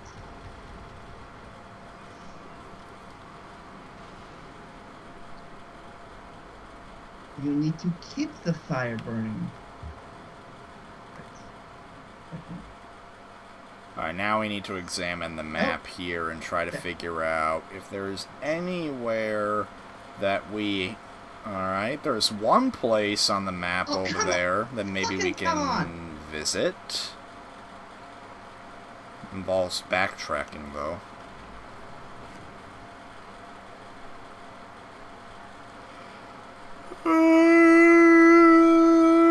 There's my Bob moment.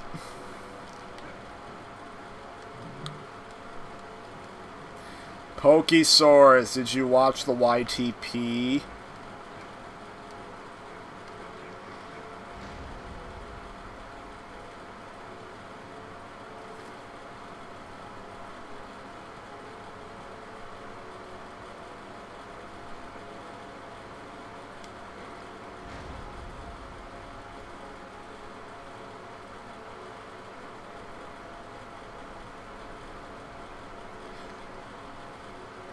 You know what? We're gonna have Hector rest on a throne while I go to the bathroom again.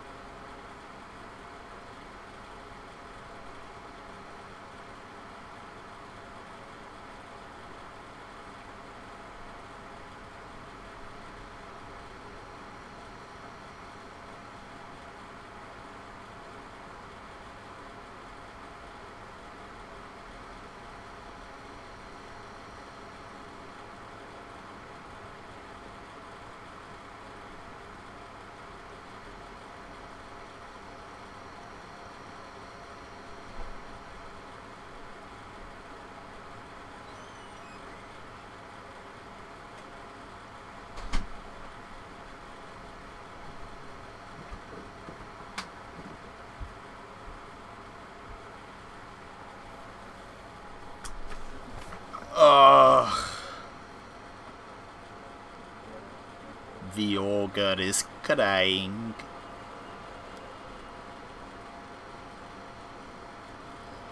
Has anyone modded Breath of the Wild on the Wii U to have Shrek as an enemy?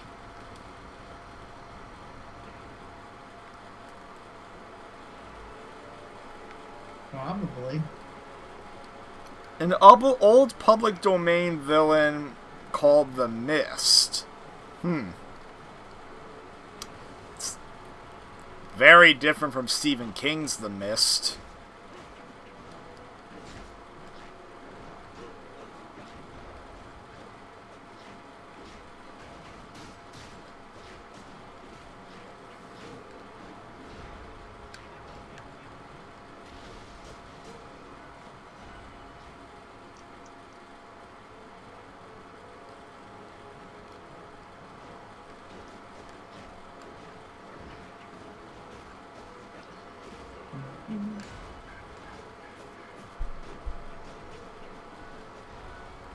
His real name's not known, but you call him Cameron Shorten?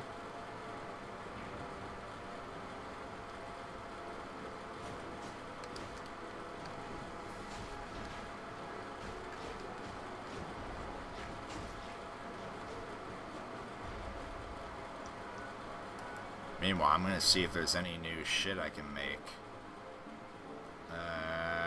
Oh, there's a new axe we can make. We need a short sword. Oh crap.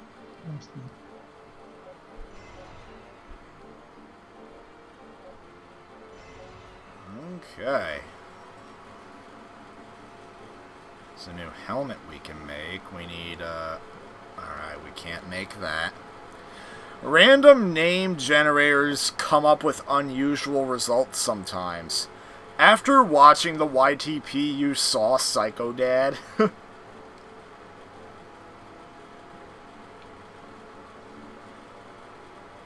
The dad has disciplinary issues. At least the character does.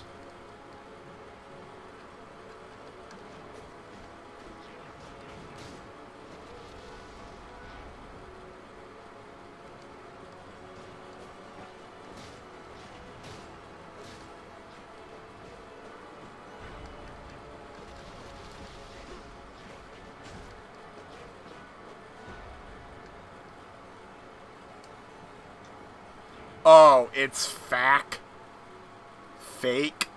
Yeah, it is fake. Angry Grandpa was the one that was real. Though they later did a crossover between each other, which was amazing. Okay. Well.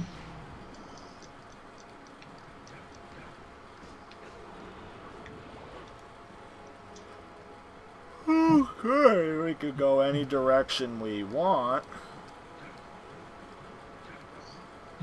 What?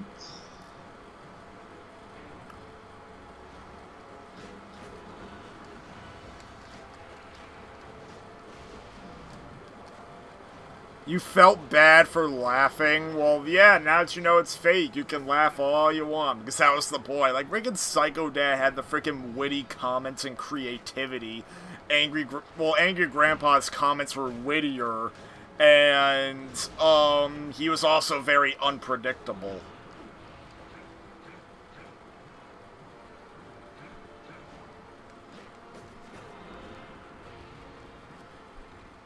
Like, you never knew exactly what he was gonna rage about.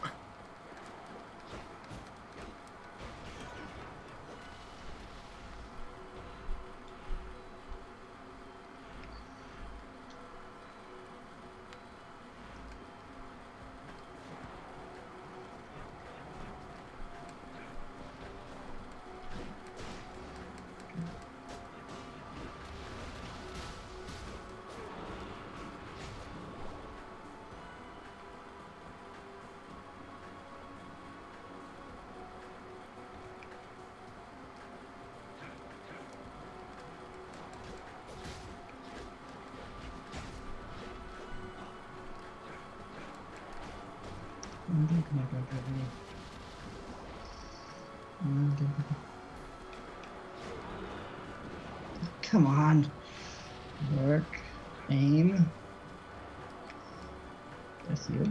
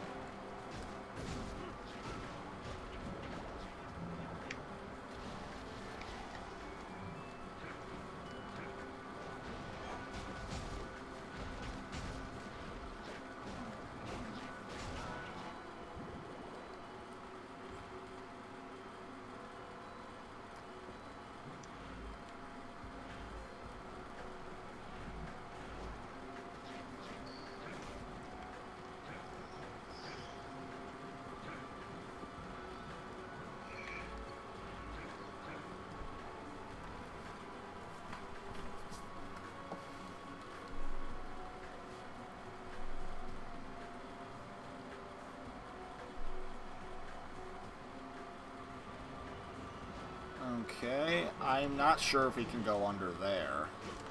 Let's kill these enemies first for some experience. Okay.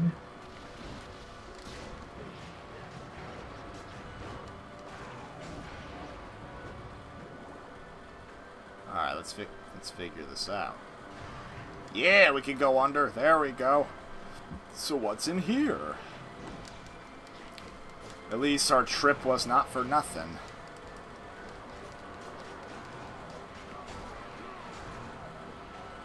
I see there's another door we can go through, obviously. Jesus.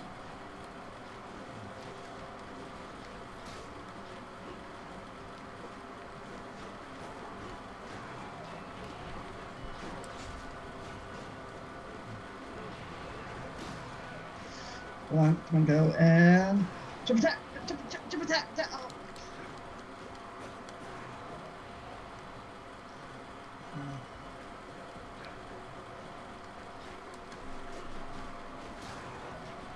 Oh, there's multiple paths to take. Oh my god, look at that.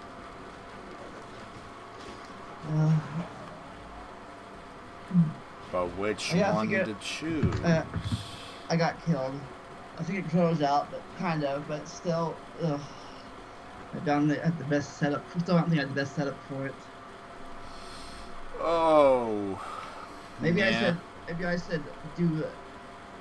Maybe I should switch the R and L buttons around. The control seems weird, at least. Okay. Whatever, you know, help. Be back. Alright.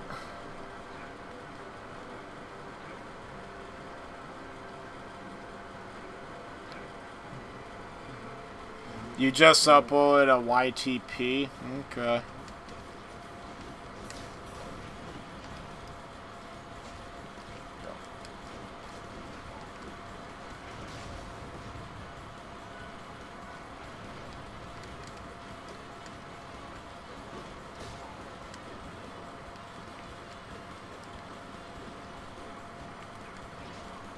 I need to know what that teacup is. Jurassic Fight Club? No.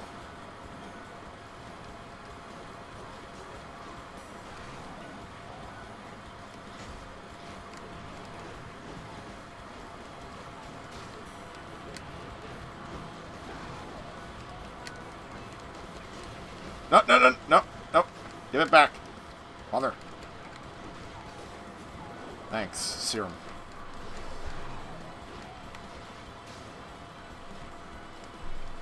Oh, I know what that teacup is. Get ready, Hector's going for a little ride.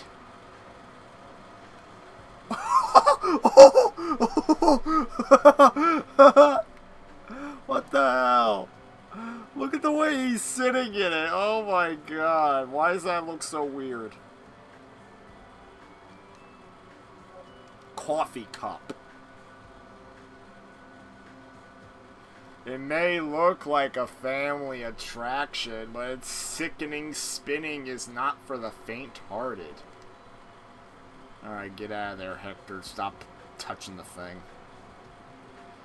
Oh, Jurassic Fight Club's a bad documentary about dinosaurs. Did you ever see the animated dinosaur movie made by the same people who made frickin' Rhapsody Street Kids? He's not sitting all the way down on the seat. Yeah, he isn't. If anything, it looked like he was trying to spin the thing.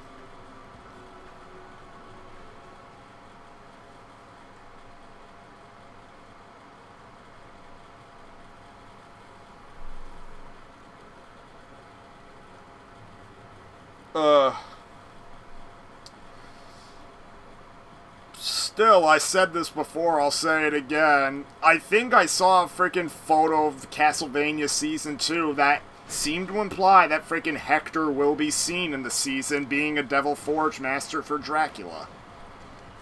Which could lead into an adaptation of this game for Season 3.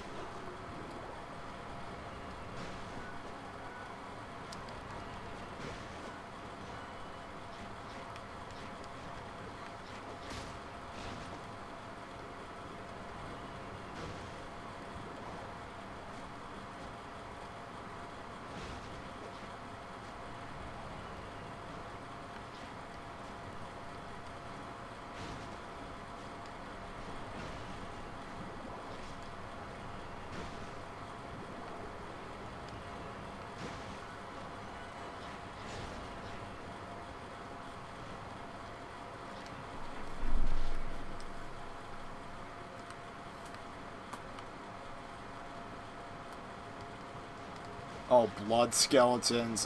Get out of my way.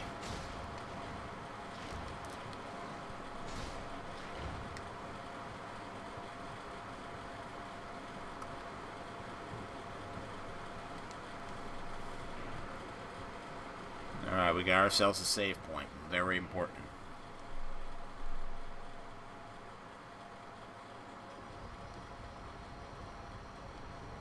I like how we have 365 health. 1 hit point per day equals death in a year.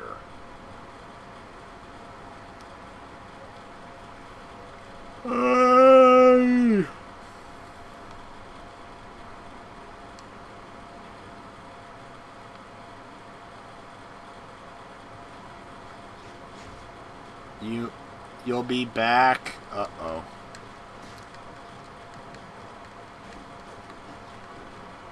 Are these things like evil... Are these things like freaking living fetuses? Freaking fetuses that want us dead? What happens with the HP on a leap year? Then you have 1 HP left to freaking restore it and do it all over again.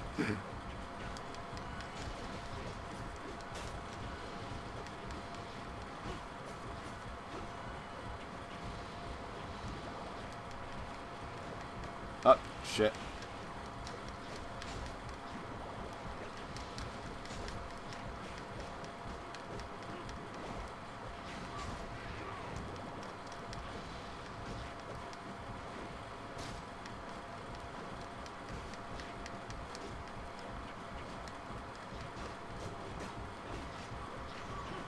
Yay, level up of the devil.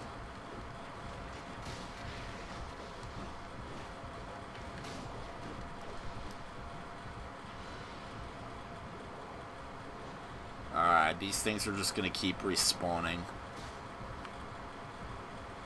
Oh god, a boss store.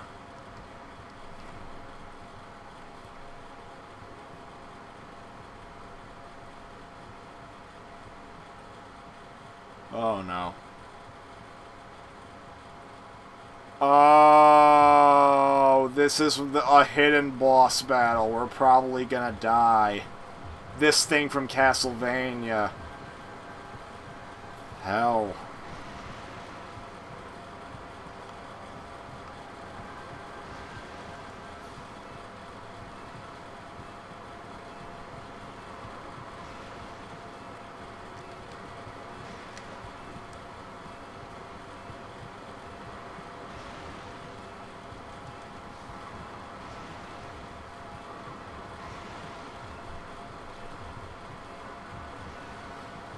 Here's the thing.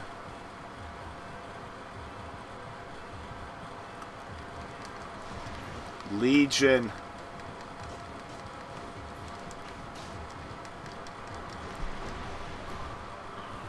Wow, look at that. Instant death. At least I know what's gonna be down here. So we gotta come back here much, much later.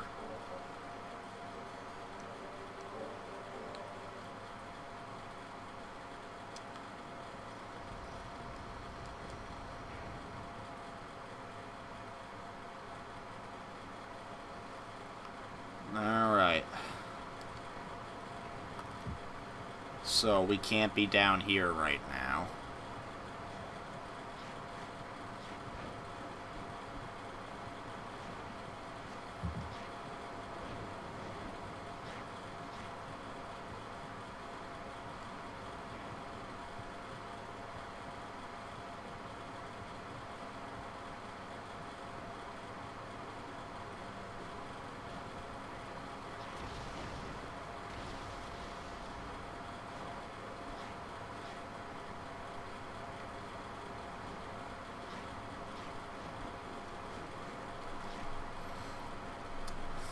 We're probably just gonna run back to the warp room.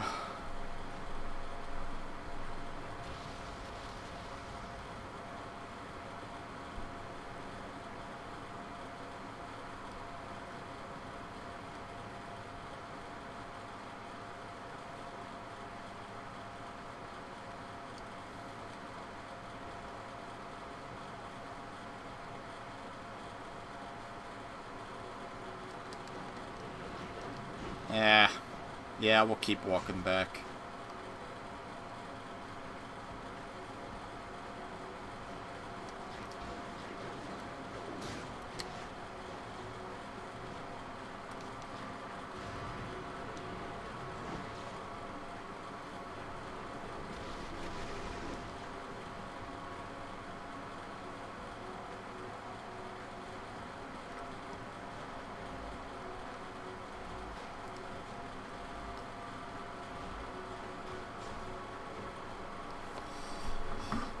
Oh, now's a good time to go through some email shit.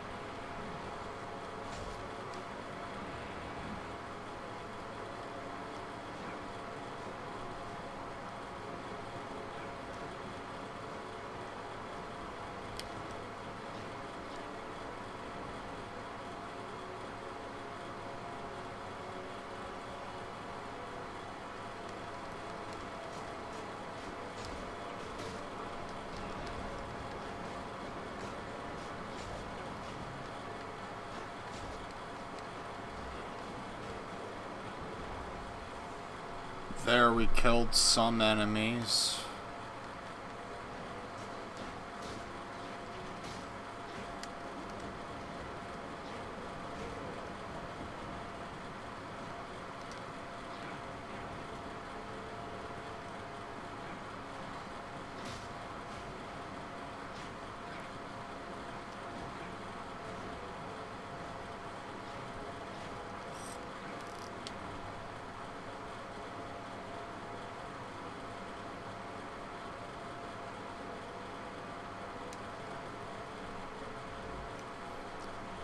We got a little bit more to go.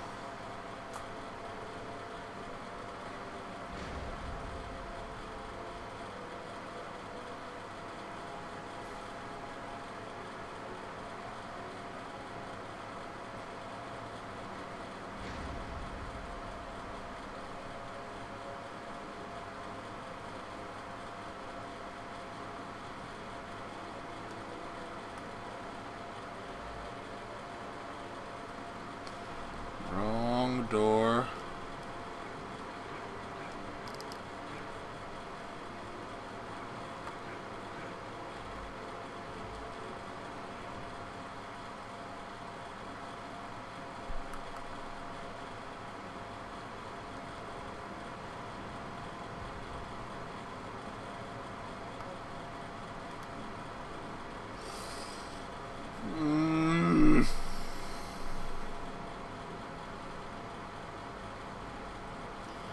Alright, give me a minute.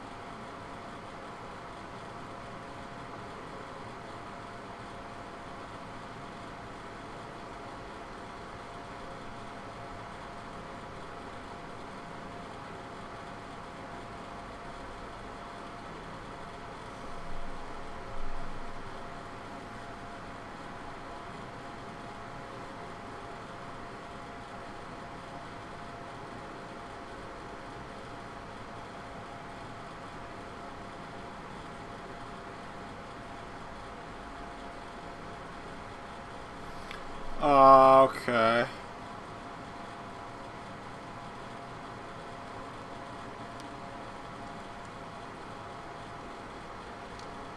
We gotta go all the way back to the town.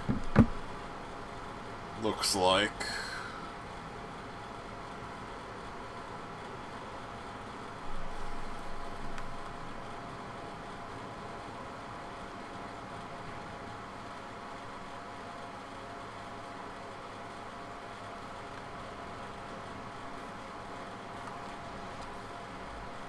Okay. We gotta go under there.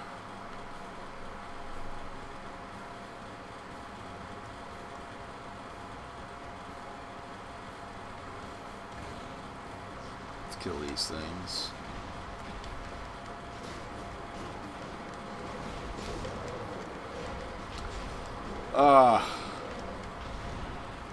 Because I can't think of any other topics to talk about, has anyone seen the new Mission Impossible?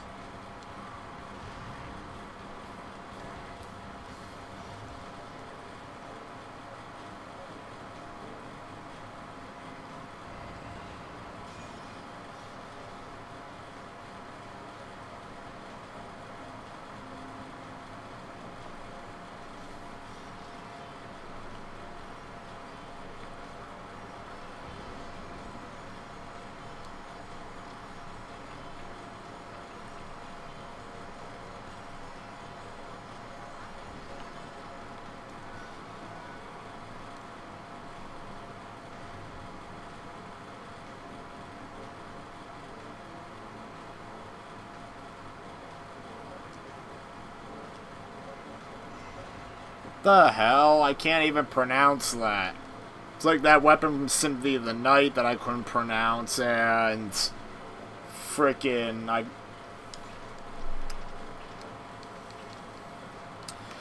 when someone came in the chat trying to help me out, I didn't know what they were talking about, so I timed them out because I thought they were spamming. I ended up regretting that after the stream.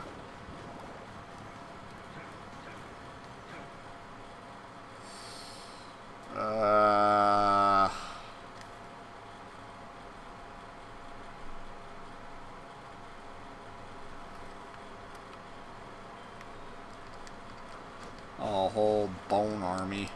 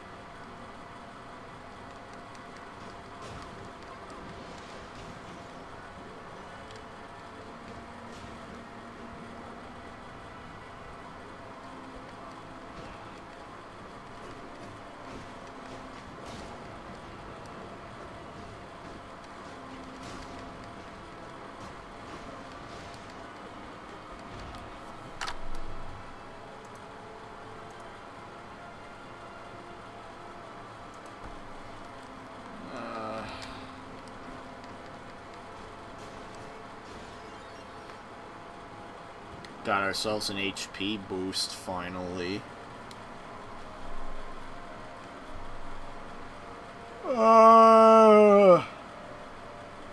Wait a second.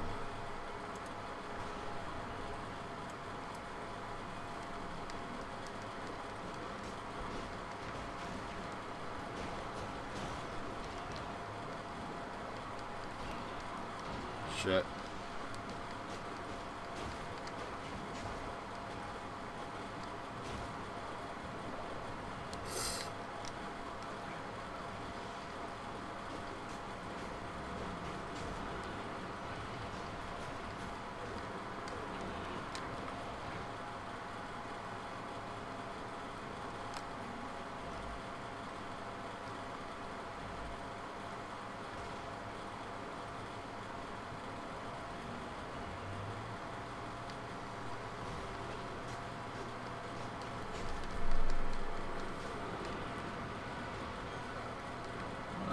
Jesus.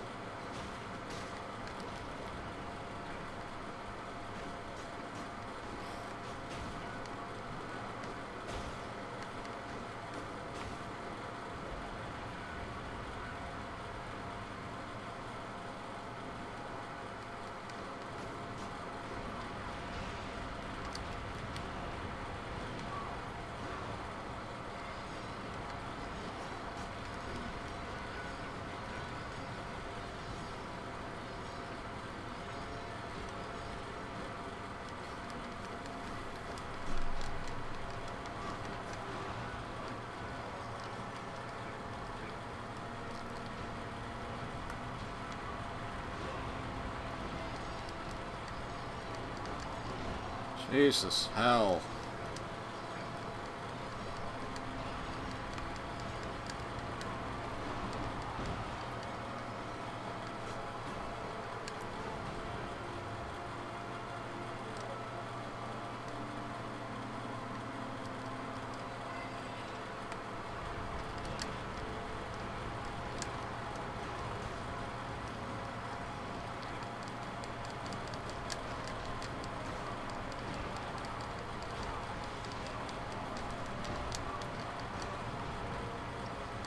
Alright, these enemies are pretty brutal. Dude, we need a friend to help.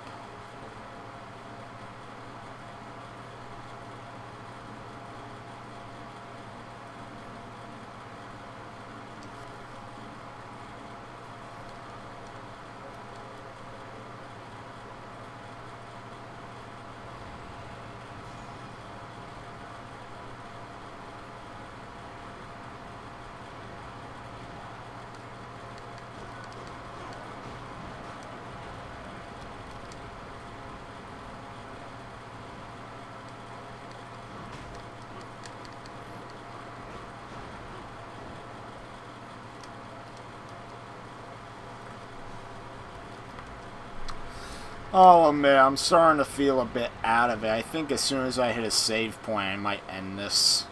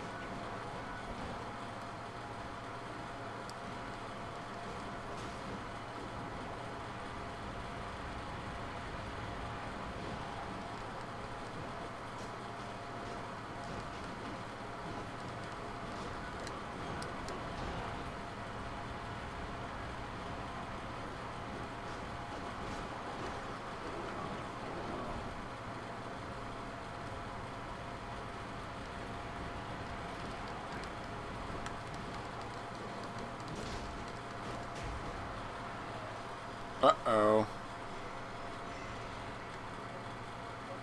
A devil shard produced by good old Flamin' Shoreki.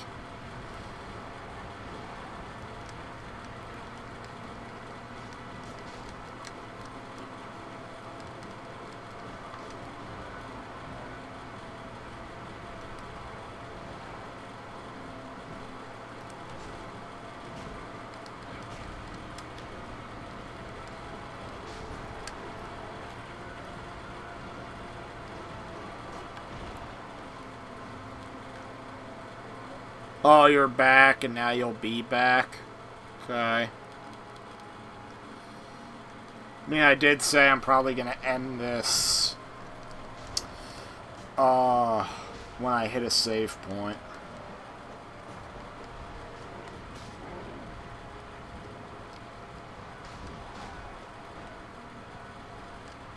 Jesus.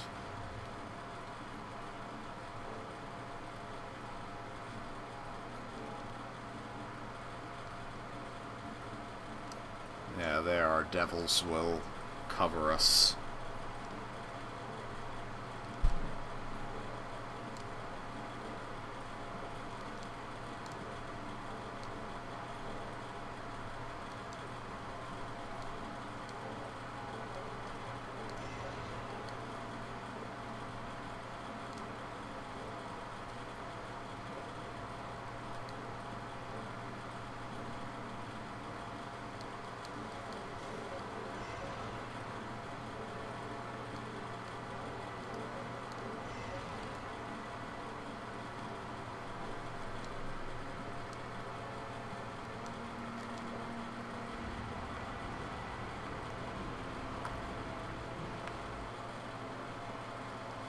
Yeah, no save point in this whole area so far.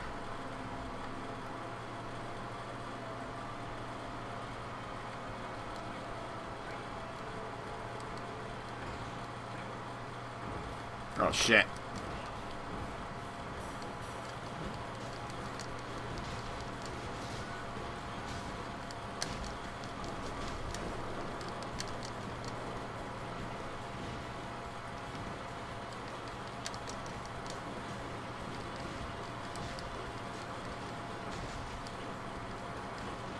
Yeah, level up.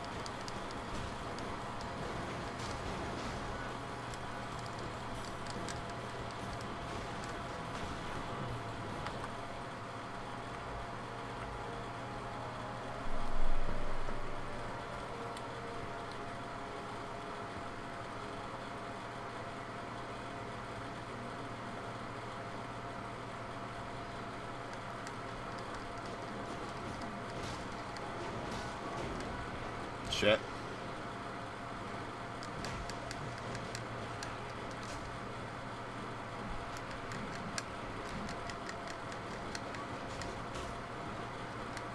You're back. Okay.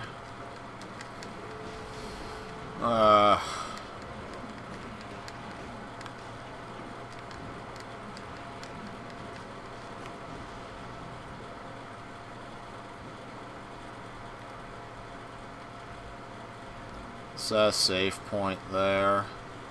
No, it's not. It's just more of the way forward.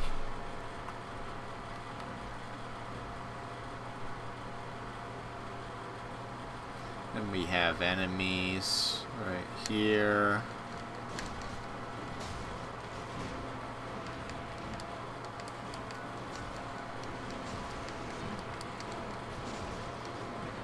I like how that zoomed in right there. Oh my god.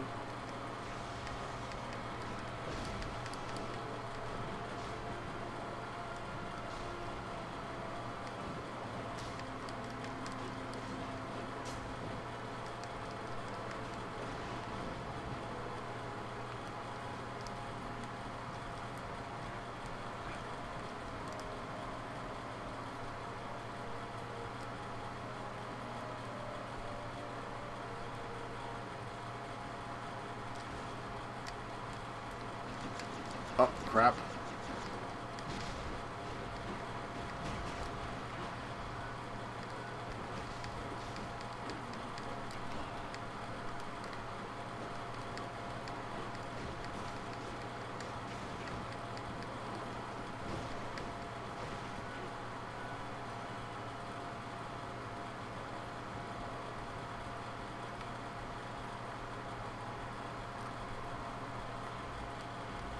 Oh, you'll be back again. Alright. I mean, the stream might be over by then. Oh, yeah, I think the stream's gonna be over in a minute.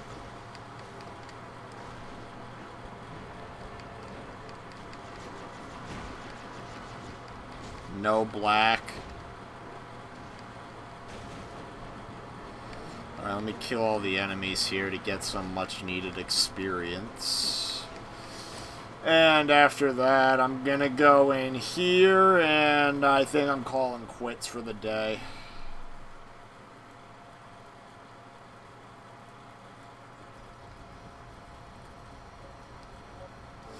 Alright, well, today was fun.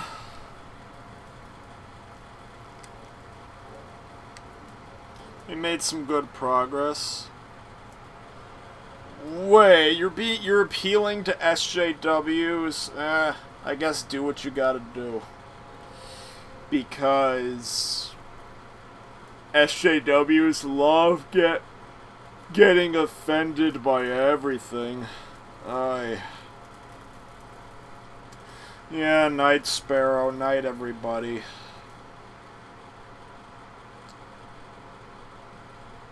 Oh God.